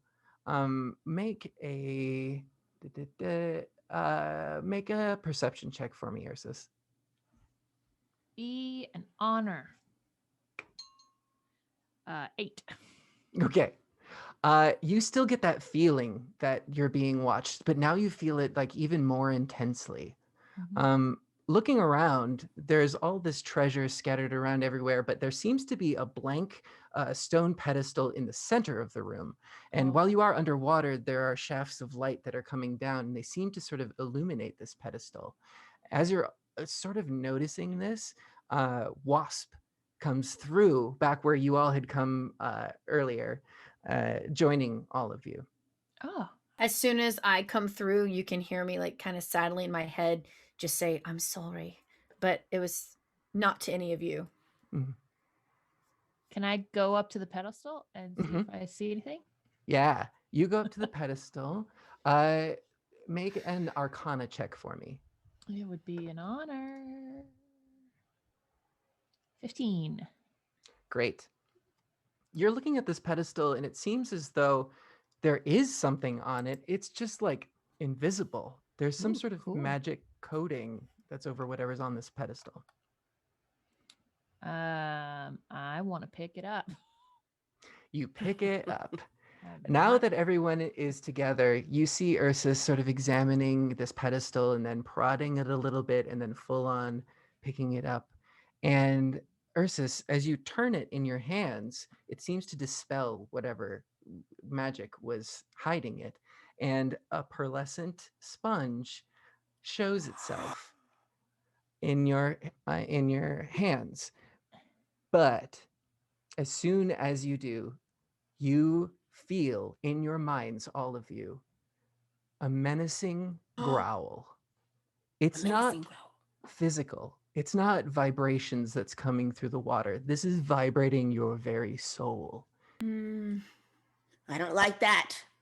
While this is happening, while they're going to the pedestal, my eyes have fixated on my drum, and my mage hand swoops it back to me as soon as possible. Absolutely. And I'm carrying it almost as if it's like, it shouldn't be as important. It's just a fucking drum. Freaking drum. You know what? Because I did that. Anywho, take damage, curse damage. No, I'm just gonna. That's the legal name of the drum. I'm just gonna casually do one of these things real quick. Once it goes through. There we go. Oh yeah. But yeah, I'm holding it way too tightly. Like it shouldn't be as important to me. But it is. Yeah, I'm just watching. Sorry, what were we gonna say? Yeah, no, like all of this is happening. Let me see. So yes, there is this growl that comes out, and it's in all of your minds. Duale and Ursus, make a nature check for me, please. Yeah, and I'm like obviously reapplying everything, and Right. like as the reverb starts happening in everybody, like I drop everything. I'm like I don't notice anything that's happening. Yeah. Dirty 20? 16. Nice. So you two, all of these pieces are now starting to fit together. As creatures of the sea, you know that there are various levels of danger. And something that you've just encountered seems to be ringing alarm bells for both of you.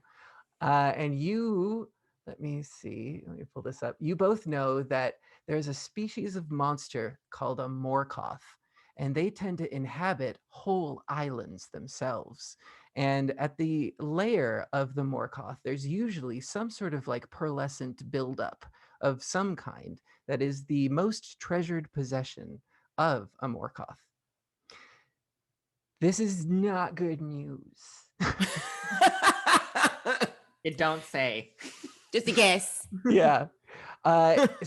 There is this sort of feeling of dread that comes over all of you, and it's enough to make you all stop in your tracks. Mindy, you're able to grab some of your makeup. Eloise, the flask. Ursus, your trident. Duale, your drum. Wasp, this dagger. Morkoths are known as collectors, and they go after things that are valuable. These are resonating with value. And we will see you to try it. What we can do. And all of a sudden, the pedestal shifts, and it looks like it's a beak of some sort, but like a squid's beak.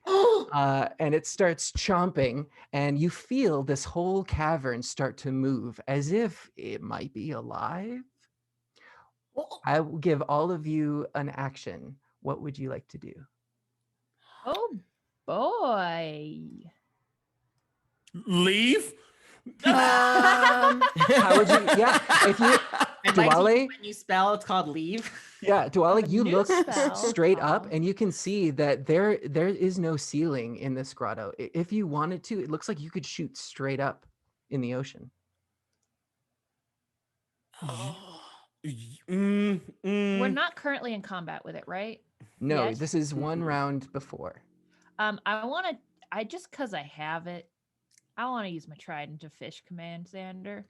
Yes, you will. Okay. And how would you like to use that trident of fish command? I want to pull out my trident, point it right at the beak, cast Dominate Beast, and see what happens. All right. Let me see. Dominate Beast. I got 3 charges. Pull it up. I usually use it to make friends with fish. I bet this fish wants to be my friend. A wisdom saving throw for the Morkoth. Well, here's the thing, Laser. Yes. Could you please roll some percentiles for a natural 1 on the DM? Yay! as GaryCon will donate that amount to Extra Life. 63. $63. Oh my god. All of you feel this dark presence in your mind suddenly shift. There's this warm feeling, like friendship. Ursus, you are casting Dominate Beast, and this has never happened before, but there seems to be this golden glow that is like emanating out from you. The beast is confused in the mind. They're like, friend, foe, items. And before you know it, you're back on your ship. Oh, thank God. You said warm, yellow, emanating glow. I thought it wet itself. I wasn't going anywhere near it. Ursus, you are holding the pearlescent sponge, and as it sort of occurs to you, you and to Dwale, in your memory of these things, you know that they're able to travel great distance with teleportation, dimension doors. That's sort of their signature thing. How convenient! But they would have taken these precious items. That's what they do. They collect, and who would have known what would have happened to those adventurers? But through the power of friendship, you were able to get through to this thing. And Ricky and Darwin and the captain are all up on the deck, surprised to see you appear as if from nowhere out of a dimension door. And all of you are standing there somewhat wet, as if you were just underwater and can now breathe again. Yay. Oh, god damn it. Yeah, Mindy's hair is matted and down. Ursus would like to, and I'm gonna do an attempt. Hand them the sponge, but pull off just like a little bit to put in my supplies pouch before I hand it over.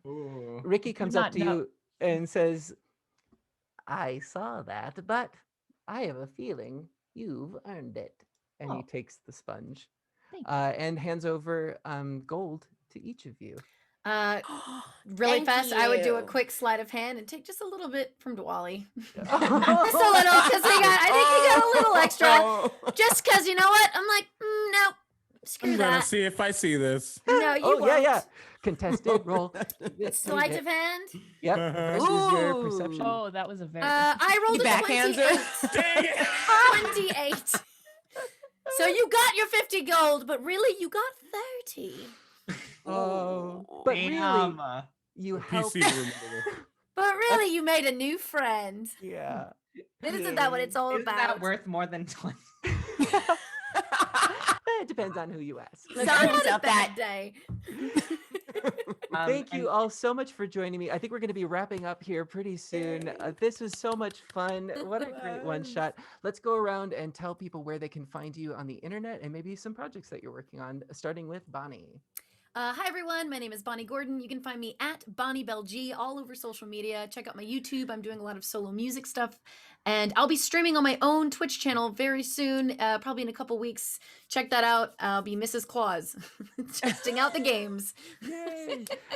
Laser, thank you for joining us. Thank you so much. I'm Laser. I'm in a band called The Double Clicks. You can find us wherever you find music. I have a Twitch channel, twitch.tv/doubleclickslive, where I stream a show called House Haunters on Mondays at 1, where we look at the troubling side of Zillow with my friend Josh Kloss. Amazing. And we have a podcast called You Should Write a Song About That, where we talk about our weeks and sometimes write a song about that. And yeah, I'm cool. Yeah, you are. Alicia.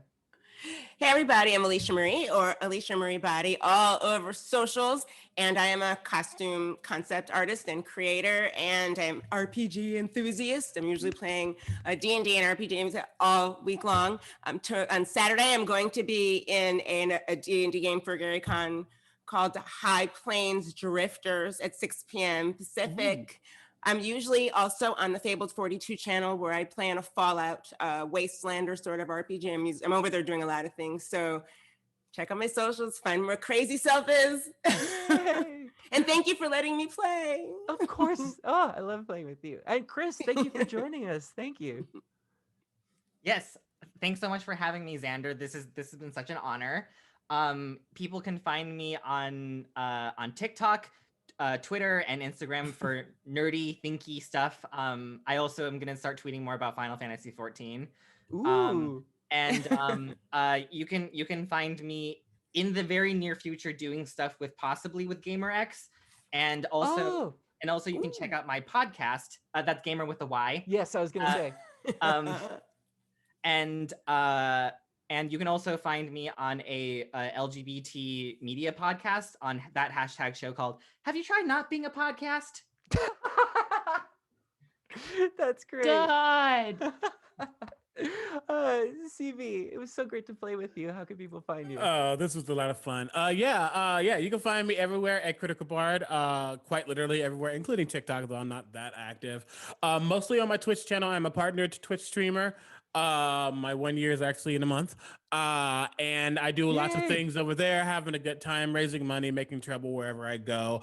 On Saturdays at 1:30 p.m. Pacific, you can catch Let's Get Wildmount, which is a new Wildmount campaign, which is a Critical Role setting. Very excited to be producing and playing in that on my channel. On Sundays, you can catch me over on Saving Throw Show for New Pantheon Academia. You might have heard me as the voice in the theme song creator of Critter Hug, which is the Critical Role show now. I'm just doing lots of things. There are other things I can't announce, and I'm very, very excited to announce them, but I can't announce them just yet. So just check my socials, and look around. That's me. Yay! Well, thank you all for joining me. I'm Xander Genre. You can find me at Xanderific with 2 R's and 1 F.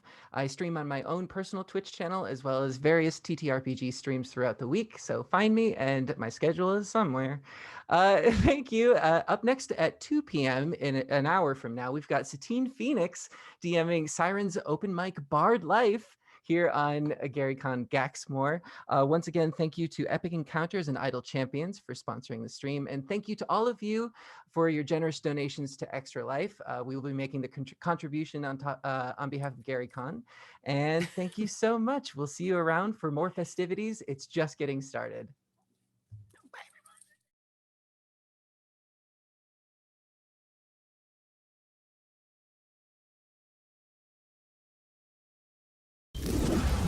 Have heard tell of a kobold queen with visions of a world made new in fire and rage.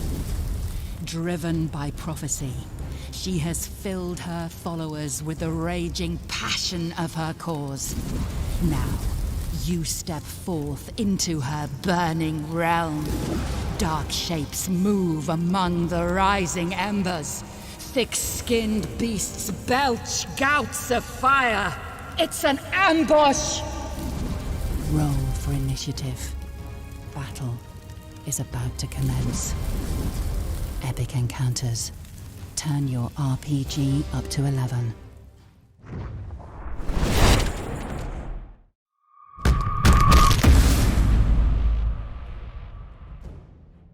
Hello, I'm Benwin Bronzebottom, celebrity dwarf and video game enthusiast, and this is my sidekick, Crowy. Hello. Quiet, you. I'm here to tell everyone about Idle Champions of the Forgotten Realms. It's a Dungeons & Dragons-based strategy game from Codename Entertainment. It's a management game with an emphasis on formation strategy, where you assemble parties of legendary heroes and send them on adventures through the Forgotten Realms. Heroes?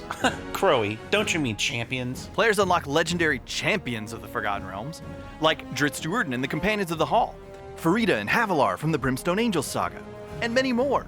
Assemble the best adventuring party possible based on your formation options, champion abilities, and the obstacles and enemies you face. Or just smash your mouse button repeatedly like I do and hope for the best. Each champion has an incredible array of skills and items to let you customize your style and play even further. Farther. Farther means more distant. Further is figurative. Well, I meant more distant, but figuratively. That's forther. Well, customize your style even further, because Idle Champions of the Forgotten Realms is available on all your favorite gaming platforms. Steam for PC and Mac, web, Epic Game Store, PlayStation 4 and 5, Xbox One, Xbox Series X, Nintendo Switch, iOS tablets, and Android devices. Well, let me know when it comes to the BlackBerry. I'm not giving up that phone. It's the only keyboard I can use. I hear it's coming to the smart fridge next spring. We have done it! 5 years of planning and thinking before the dream finally came true.